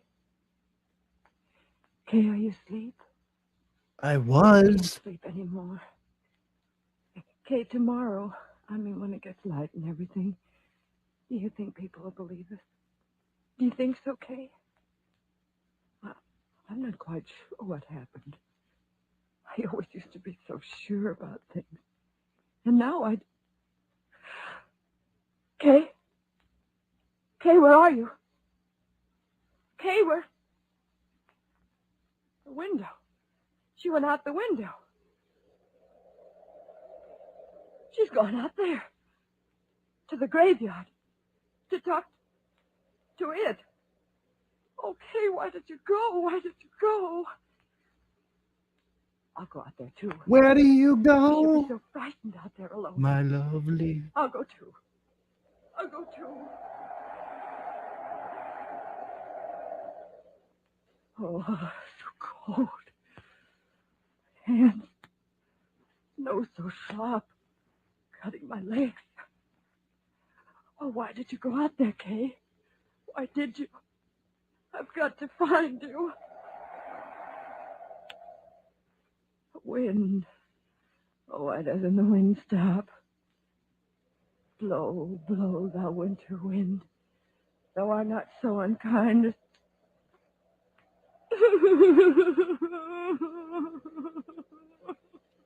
Oh, I've got to find you, kid. I've got to find you. It's snowing. I love snow. Edna didn't like snow. Where are you, kid? Where are you? I've lost my way. I've lost the road. Where are you, Kay? Kay, where are you? Here I am. Oh, Kay. I heard you, Kay. I heard you. I'm coming to you, Kay. We'll talk to it. We'll talk to it together.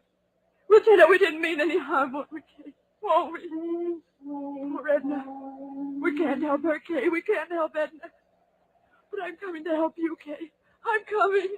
I'm coming. Florence. Here I am, Florence. Yes, I hear you. I hear you. I'm coming, darling. I'm coming to help. I'm coming to help you. I'm coming. I'm coming. I hear you. I hear you calling my name. I hear you. Yes. Here we are, Florence. This way, Florence. Here we are. Yes, I hear you. I hear you. Where are you? Where are you? Yeah, totally No! not freaking me out at all.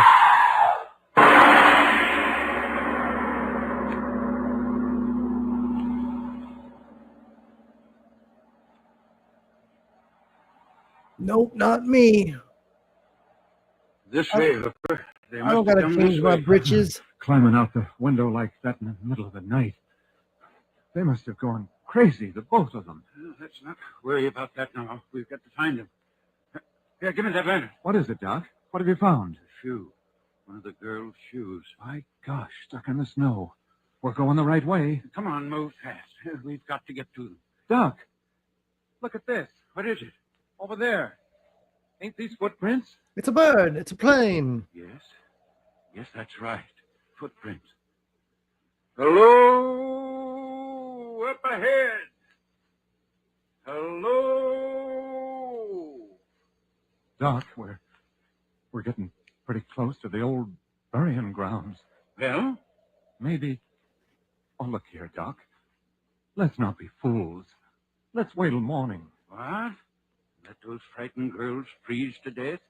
Get along. But, Doc, You come with me, or the whole town will know what a yellow-livered no-good you are. All right. All right. You don't have to get so sore, Doc. Hello? Hello? Anybody up there? Hello? Doc! Doc, look! What? There they are. Up ahead. Glory be, they're alive. The both of them. Come on. Doc. Doc, look at them. That's the burying ground up there. And they're dancing. dancing on the graves. But they must be out of their heads. Come on, we've got to stop. Doc! Doc, wait for me. They're messing with things they shouldn't be messing with. Doc,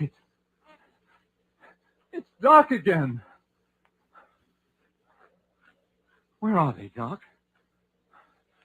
Where are the girls? Where are they, Doc? Have they stopped dancing? Back to the future. Huh? They've stopped dancing. Did they ever dance? What are you talking about, Doc? We saw them. We saw them dancing in this place with our own eyes. Did we? The moonlight. Here it comes again. See with your eyes again. Oh, no. Both of the girls froze stiff to the ground, each with her head crushed by a tombstone. No.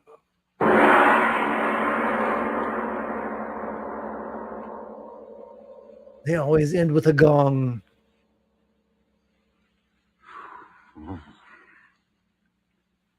Mr. Obler, would you mind telling us, whether there actually are such things as poltergeists? All I can tell you is this. There are authenticated records in existence that, in the city of London on the 27th day of April, 1872, from 4 in the afternoon on a Thursday until 11:30 at night, a certain room in a certain house was deluged by stones thrown from no apparent source. The London police surrounded the house, but they found no trace of whoever or whatever was throwing those stones with a murderous violence. I see. So much for poltergeist. But what about next week? Well, anything can happen, but specifically next week, Mangara, a strange title and a strange story. The power of suggestion. The dictators have shown us to what evil purposes that power can be used. Well, next week, a man who, but that, as usual, is next week. Yes. Lights Out, written and directed by Arch Obler, will come to you again next Tuesday at the same time. Be sure to listen for the amazing story Next Monday, of Mangara. Lipton Iced Tea brings to you light bulbs and Lipton Iced cameras. Tea is brought to you by the fine folks at Lipton Coffee, Lipton Transmissions, and Lipton Telephones. And Lipton butcher knives, and Lipton cotton balls, and Lipton toothpaste. The idea of a poltergeist always frightened. Yeah. Okay. So it wasn't as good as I hoped, but yeah, I think we got a good one in the chamber. Do you want to sing a song to celebrate your good deed, your release? Pardon? I think we have some people that would love to hear the accoutrement of Alastor. Well, I suppose I could do one number, but only one. Only one. Hey, Hoboban! Hey, Dapatan! You both have your smile, but brother, you're never fully dressed without a smile.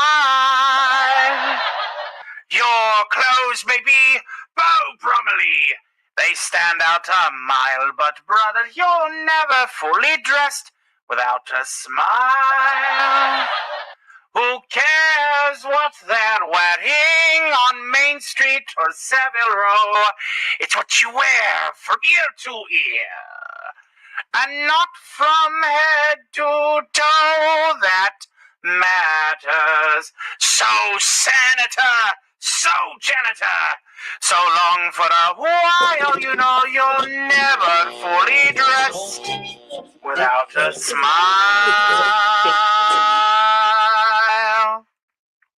I don't want to set the world on fire. I just want to start a flame in your heart. In my heart I have but one desire, and that one is you. No other will do. I've lost all ambition for worldly acclaim. I just want to be the one you love.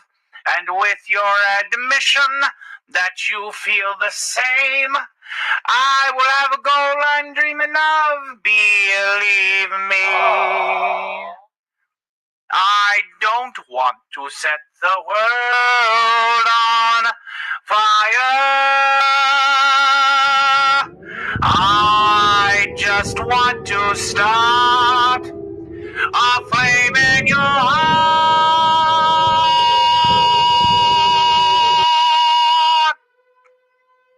Yeah. Come here, guys, getting the flash.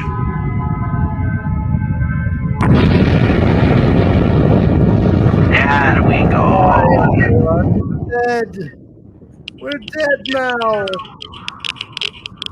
So when your comrades die, do they go on the path with you, or do you send them off with death himself? I'm just soaking up the radiation over here, my good fellow. But Oh, you. okay. No, I was just wondering how that works when the people that you know die from the nuclear radiation. Do you get to cross them over, or do you hand that off to death himself?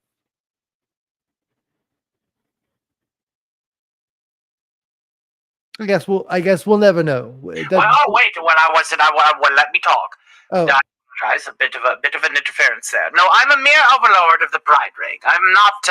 I don't govern who lives and dies. It's not my department.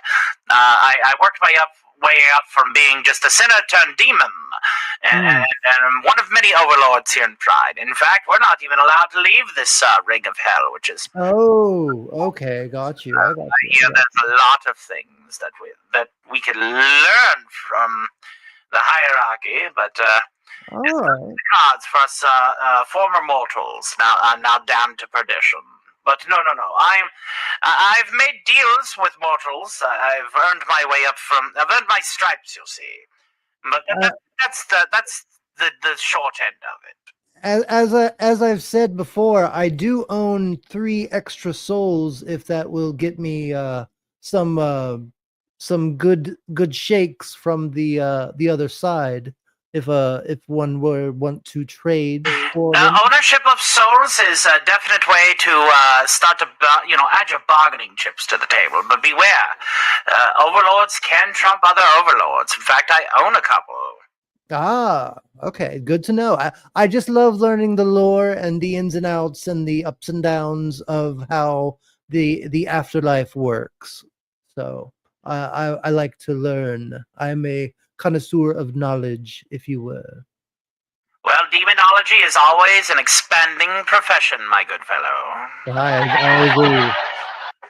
All right, let's do this one. That's called The Shadow People. It sounds like a pretty good one. This was the last one that I had personally reviewed and had seen some good reviews for. So we'll do this one, and then if y'all are up for it, we can do another one, or we can call it a night and then just party like it's no tomorrow. I do have a lot of work that I need to get done. Some things behind the scenes to make sure that that's what I wanted Google to make doesn't do things again. But we can sit through one more. One more. Okay, so then we'll do that. Okay, stop that screen. We will present this screen. If I can.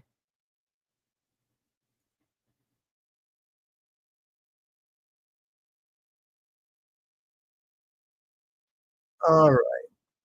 Let's present it. If I can find the button. If there's the button.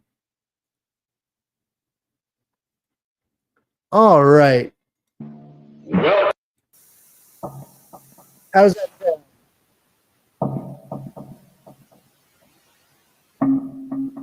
Loud and clear, my good fellow. All right.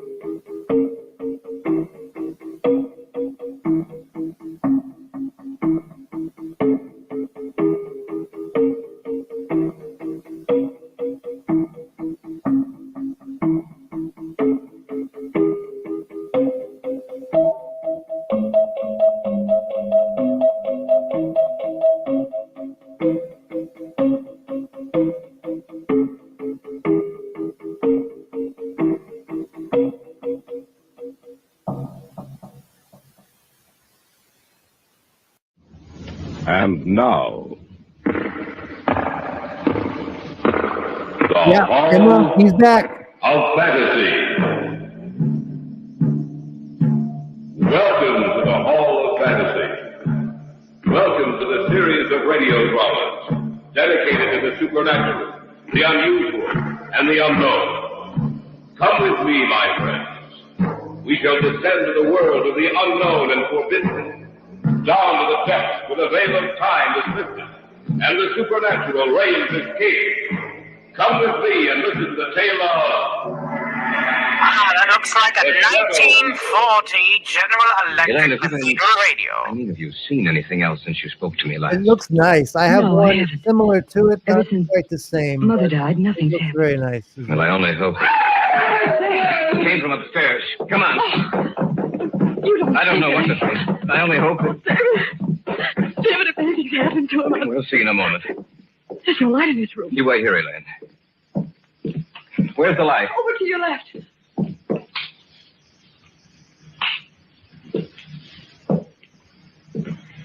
David, what's wrong? Why didn't you leave the light on? Your father's dead, Elaine.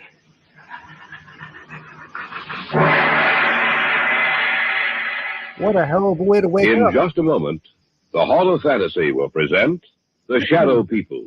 By Lipton Iced Tea. And now for our story. An original tale of fantasy by Richard Thorne entitled The Shadow People.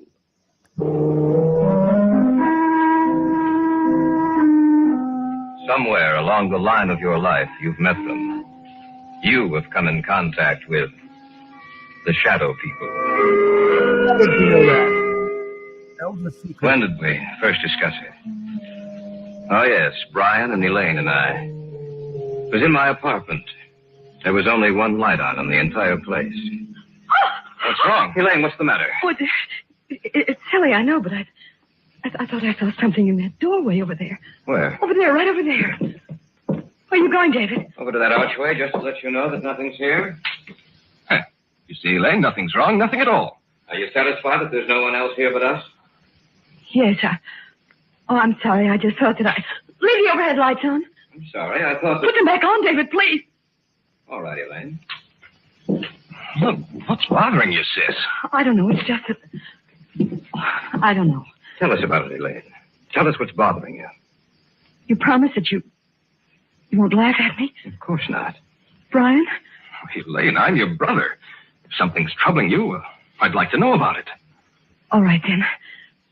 The reason I was so upset was the fact that I saw someone or something standing in that archway. But Elaine, David showed you that there was no one else in here. When the lights were put on, you saw for yourself that we were alone. I'm not talking about something you can see in the light, Brian. I'm not talking about a human being. And what's it all about, Elaine? In the darkness, I saw something that can't be seen in a lighted area. And I've seen it several times before. You're sure you're not imagining this, Elaine? Oh, I don't have that good an imagination, Brian. How long have you seen this thing, Elaine? At least she's honest about her imagination. It started about 6 weeks ago. You were in Detroit on business, Brian. Mom and Dad were on vacation. I was in the house by myself, in the library. There was only one light on. I sat in the chair beneath it, reading. Several times I thought that something was watching me. I felt there was someone in the room with me, standing right in back of me. Every so often I'd glance back over my shoulder, but there seemed to be nothing there. And then I thought I heard someone whispering. I wasn't sure, but when I heard it again, I got up and I looked all over the house. Oh, I'm not easily frightened, you know that. But out in the hallway, it was almost entirely black. Luckily, I was near a light switch. I looked back over my shoulder, and I saw this huge, hulking shape for the first time. And I heard a voice.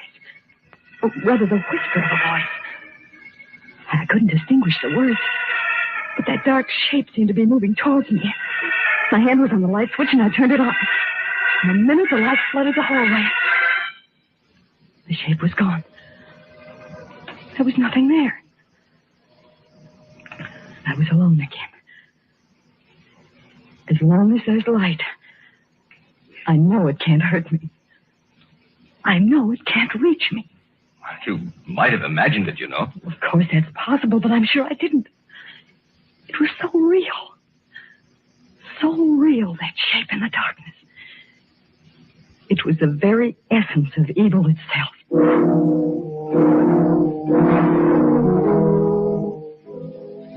There was an old man I knew of, a Dr. Heselius.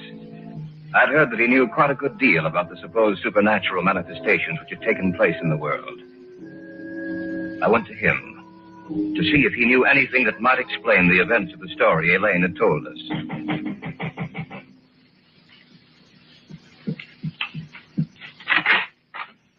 Yes, my good sir.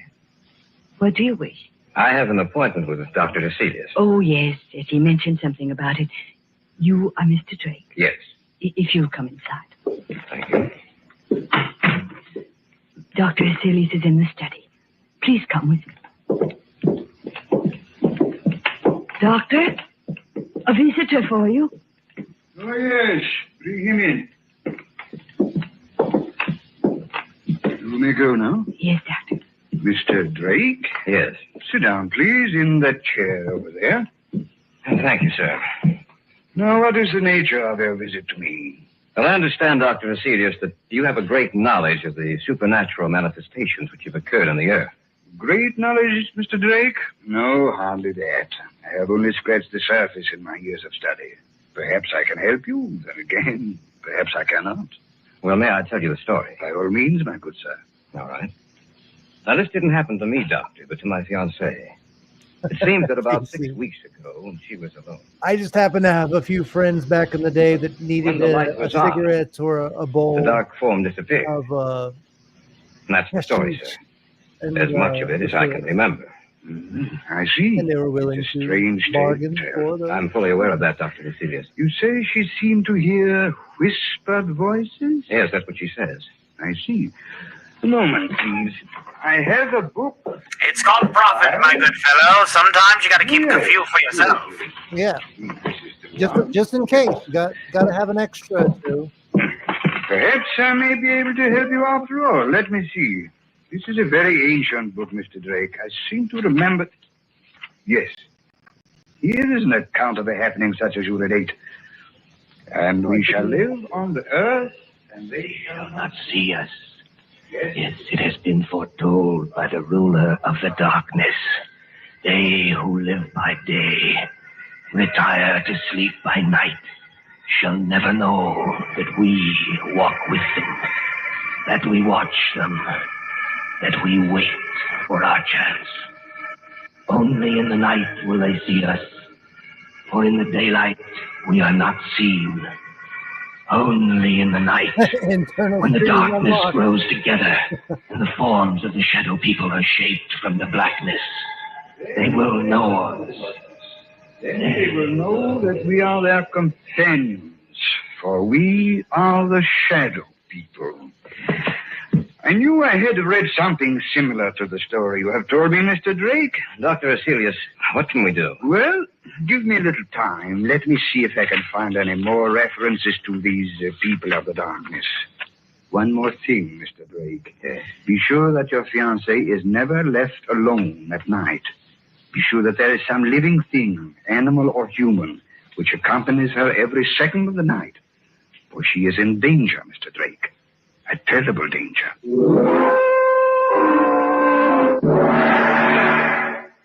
Was that a harpsichord? Back now to our story.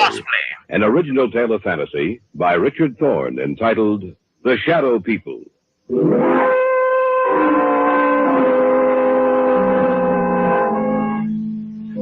That night, the night of the day I had seen Celia's, Elaine's mother died. She died in her sleep. When she failed to appear for breakfast, Elaine's father went upstairs to see what was wrong. When he entered her room, he discovered that she was dead. The family doctor couldn't explain it, for Elaine's mother had been in perfect health. A few weeks later, I was out of the house spending a weekend with them. I glanced at the clock on the mantel, and it showed 11. I can't understand why Brian hasn't returned from town. Well, he said he had some extra work to catch up on. He told me this morning that he might be late. 11 o'clock. I'm going upstairs. Glad you came out, David. Good seeing you again. It's a pleasure to be here, sir. Well, don't stay up too late. See you both in the morning. All right. Night, Dad. Good night, Mr. Davis. He isn't the same, David. Ever since Mother died, he hasn't been the same. I didn't realize that until tonight. He's changed. He's a woman. I only hope that he'll start living again. Ever since she died, it seems that a part of him died with her. Elaine, have you seen anything else since you spoke to me last? No, I haven't. Only the hallucinations of the shadows in the dark. Mother died, nothing's Exactly. Well, I only hope. Came from upstairs. Come on. You don't I don't know what to think. Shadows I only hope. Batman didn't want to David, you can't do it. We'll see in a moment. There's no light in this room. You wait here, Elaine. Where's the light? Over to your left.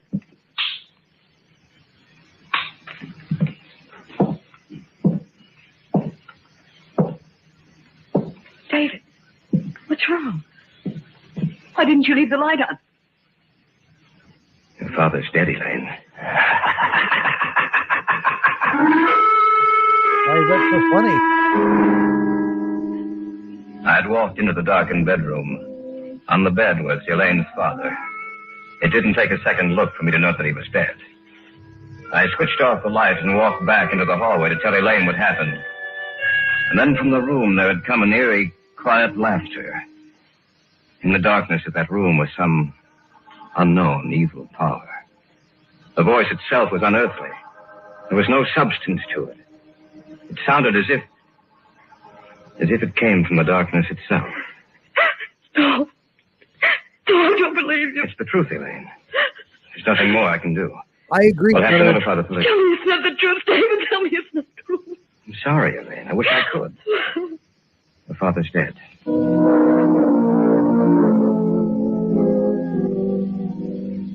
After the burial, Dr. Heselius got in touch with me. He said that he wanted to meet both Elaine and Brian, that he wanted to talk to the And three just of for them. that, it's been a great Accordingly, night. a few nights later, he came out to their house. Davis, will you tell me just when you saw the first manifestation?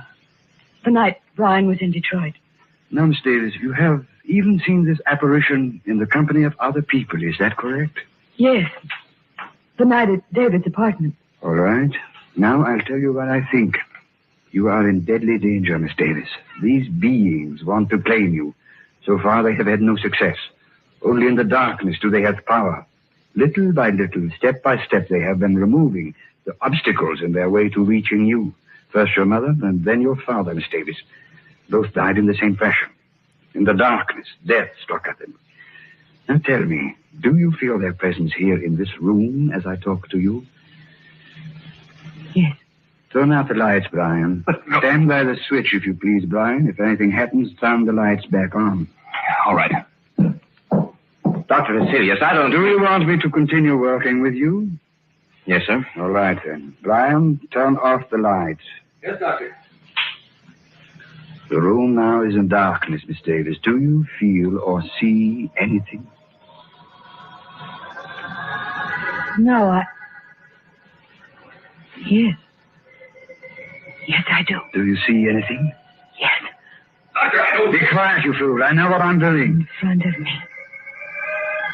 The darkness gathering together into a huge, terrible... Not only do you see us, Miss Davis, but everyone else in the room also will see the vague shapes transforming themselves in the blackness. We do not want you, Dr. Hecelius. The girl we want. We advise you to drop this case. You'll only bring down the wrath of the shadow people upon your head. The girl. We want the girl. Do not stop us. Let us take her now. Turn on the light! They're gone. Miss Davis, are you all right? Yes. Yes, I am. Just as she said. The darkness. I saw it form into something, too. So did I. What are we going to do, Dr. Hecelius? At the present moment, I don't know. But this much I do know. You must leave this house immediately. You must try to get out of their reach. I don't know if that is possible. I hope it is. I shall have to return to my home. I must learn if there is some manner by which we can defeat these creatures. For the moment, leave this house. Dispose of it in any manner you may see fit, but leave this house. I don't think Kung Fu is going to defeat the Shadow People. Back now to our story. An original tale of fantasy by Richard Thorne entitled The Shadow People. The Shadow People!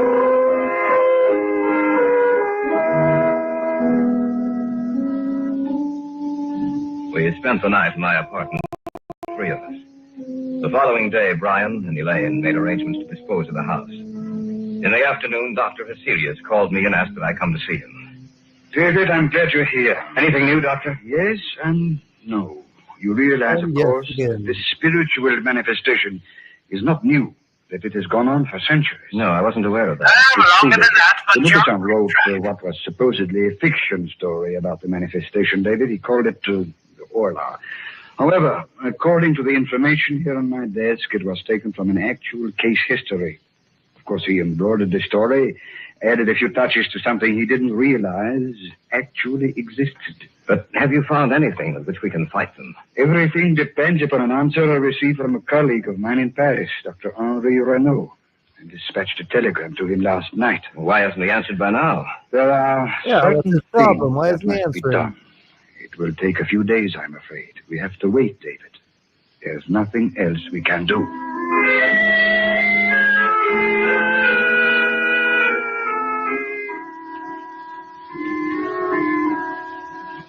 In the next few days, the house was sold, and Brian and Elaine moved into a newer, more modern home a few miles from my apartment. Cecilia said it might take a few days for them to build up their power. I spent the night at the new house. The lights were left on, and I watched for any unusual occurrence. In the daytime, I'd return to my apartment and get some sleep. About 4 days after Elaine and Brian moved into the new house, I was at home when Hecelius phoned me.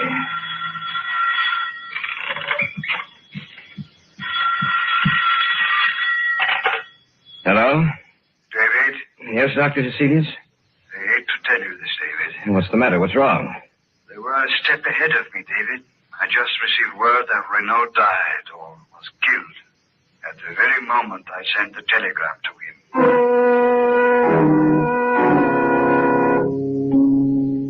Step by step, they had outwitted us. For they had anticipated every move we'd make. Even Dr. Hecelius was at a loss as to what to do. He agreed to meet me at the Davis house. What did you want to see us about, Dr. Hecelius? Did you find out anything more? I'm sorry to say that I haven't. At the moment, I'm at a complete loss. I don't know what to do. But what did you want to see us about this evening? Merely to check, to see if anything else has happened. Miss Davis, have you seen or heard anything? Not in the house, only in my dreams. Your dreams? Yes. Be right when back, I go to my sleep friend. in my dreams, Of course, in good the darkness, sir. I see them. And it's grown worse, much worse. I was hoping that it would not have progressed so far. There has been no disturbance in this house, but now they disturb your sleep, Miss Davis. Now, you must stay awake for as long as you can. I want the three of you to move into my house. Perhaps that will give you more And sleep protection. in my bed with me. You'll be my teddy bear on my left. You'll be my teddy bear on my right. You will make a giant spoon together. That night, we moved over to Hecelius' house.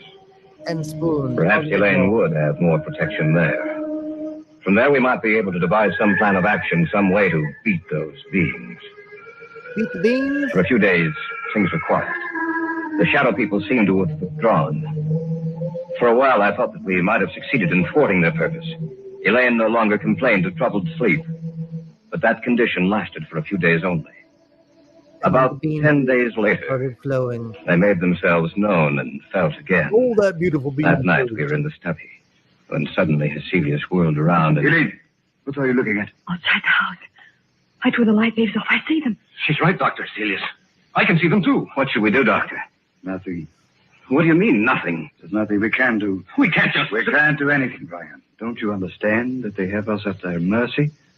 Greatest man in my field was Henri Renault. If he could do nothing against them, what do you think we could do? He's right, Brian. Renault. There's nothing we can do. As long as the house remains lighted, just so long will they remain outside. If the lights were... That sounds... When my father was killed. The same sound. We heard the same sound. The lights. What's happened to the lights, Laura? Be quiet, please. I thought of this emergency. A candle. That's right, Miss Davis. As long as this burns, this one candle will be safe. For they cannot advance into the light. They are limited by the darkness. As long as the candle burns, they will have to remain outside of this room. Around you, in every room of the house, in the darkness outside, we are around you. This time you shall not escape. This time we will claim you. Take it easy, Brian. This is a good one. This is probably my favorite story that we've ever heard on this show. I'm going after him. Stay here. We just can't let him He go. won't have a chance. I doubt it. Miss Davis, I'm afraid that your brother is dead.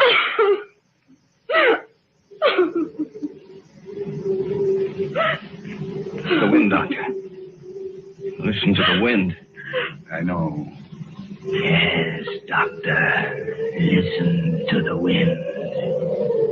You must realize by now that the three of you haven't a chance. You must know in your minds that we can destroy you at any moment we desire. But, Dr. Hecelius, you may still save your own life. Let the others go. Give them to us. No. No, you will have to take all of us. Shall we destroy your light? Shall we move in on you now? As you will. Do as you will.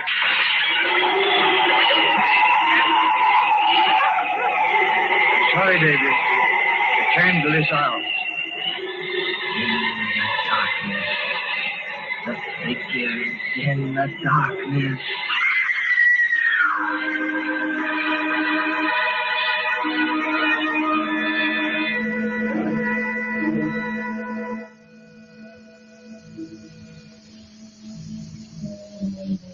We warned you, Hecelius.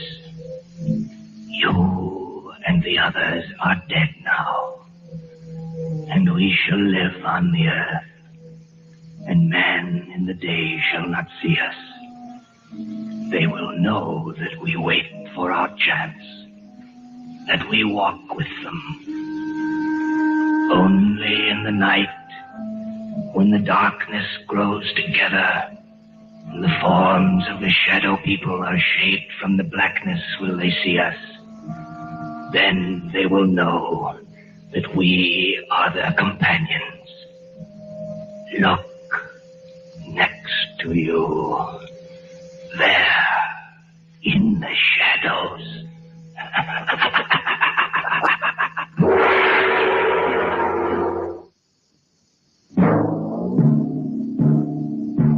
So runs tonight's tale of the unusual, the terrifying, the unknown. Join us again when next we journey down the corridors of the Hall of Fantasy to hear another strange tale of the supernatural.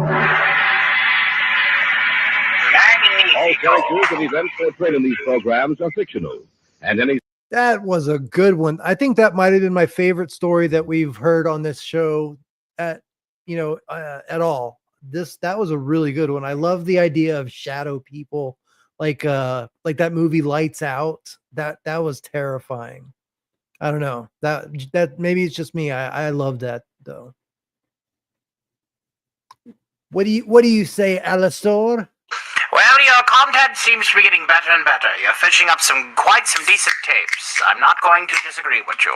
Thank you so much. So I guess we'll go ahead and pan out and let you get back to your demon work. And I do have a lot of work ahead of me, including a sizzle reel of dad jokes that is mid-finished. We'll hopefully have that premiering sometime in the morrow before tonight's stock party. All right. Well, what I'm going to do is since we did meet the goal, we will be showing the teaser trailer. I mean, it's just a short little teaser for Dead Franchise Busters, but you will be saying.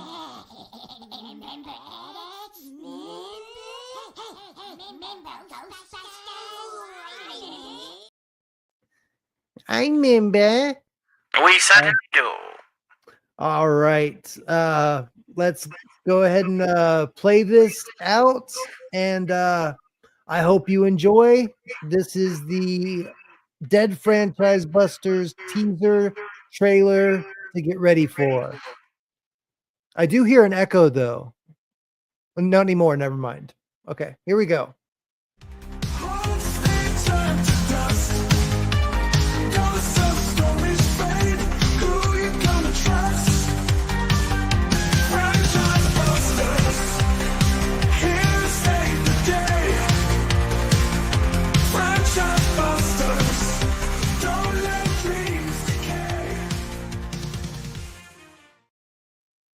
There you go. Coming along quite nicely.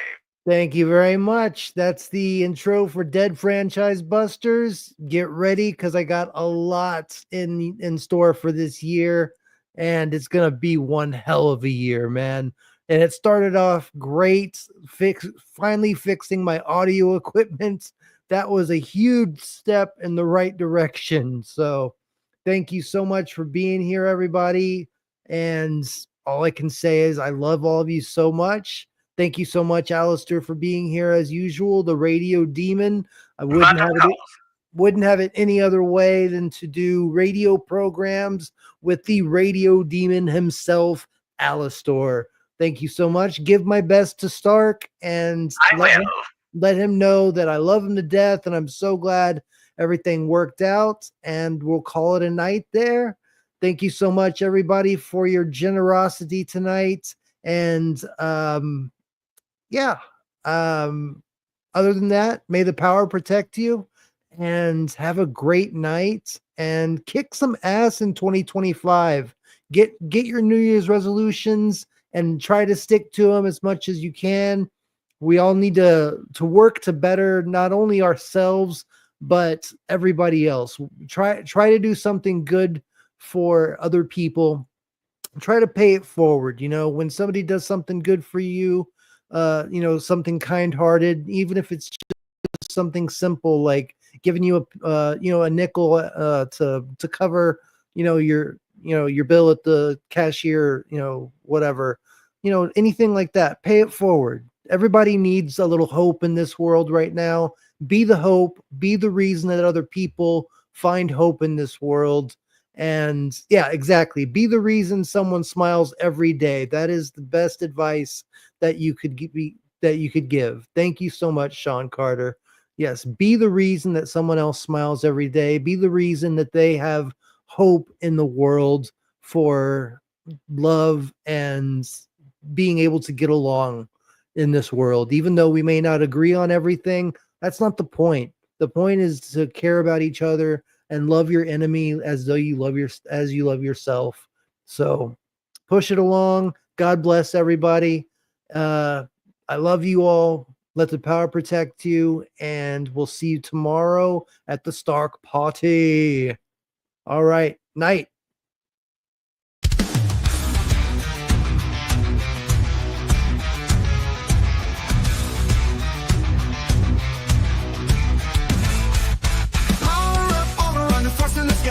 Watching wheels go with me, truth in his eyes. He doesn't do comments or shows, so he knows. The Theta Ranger morphs knowledge overflows.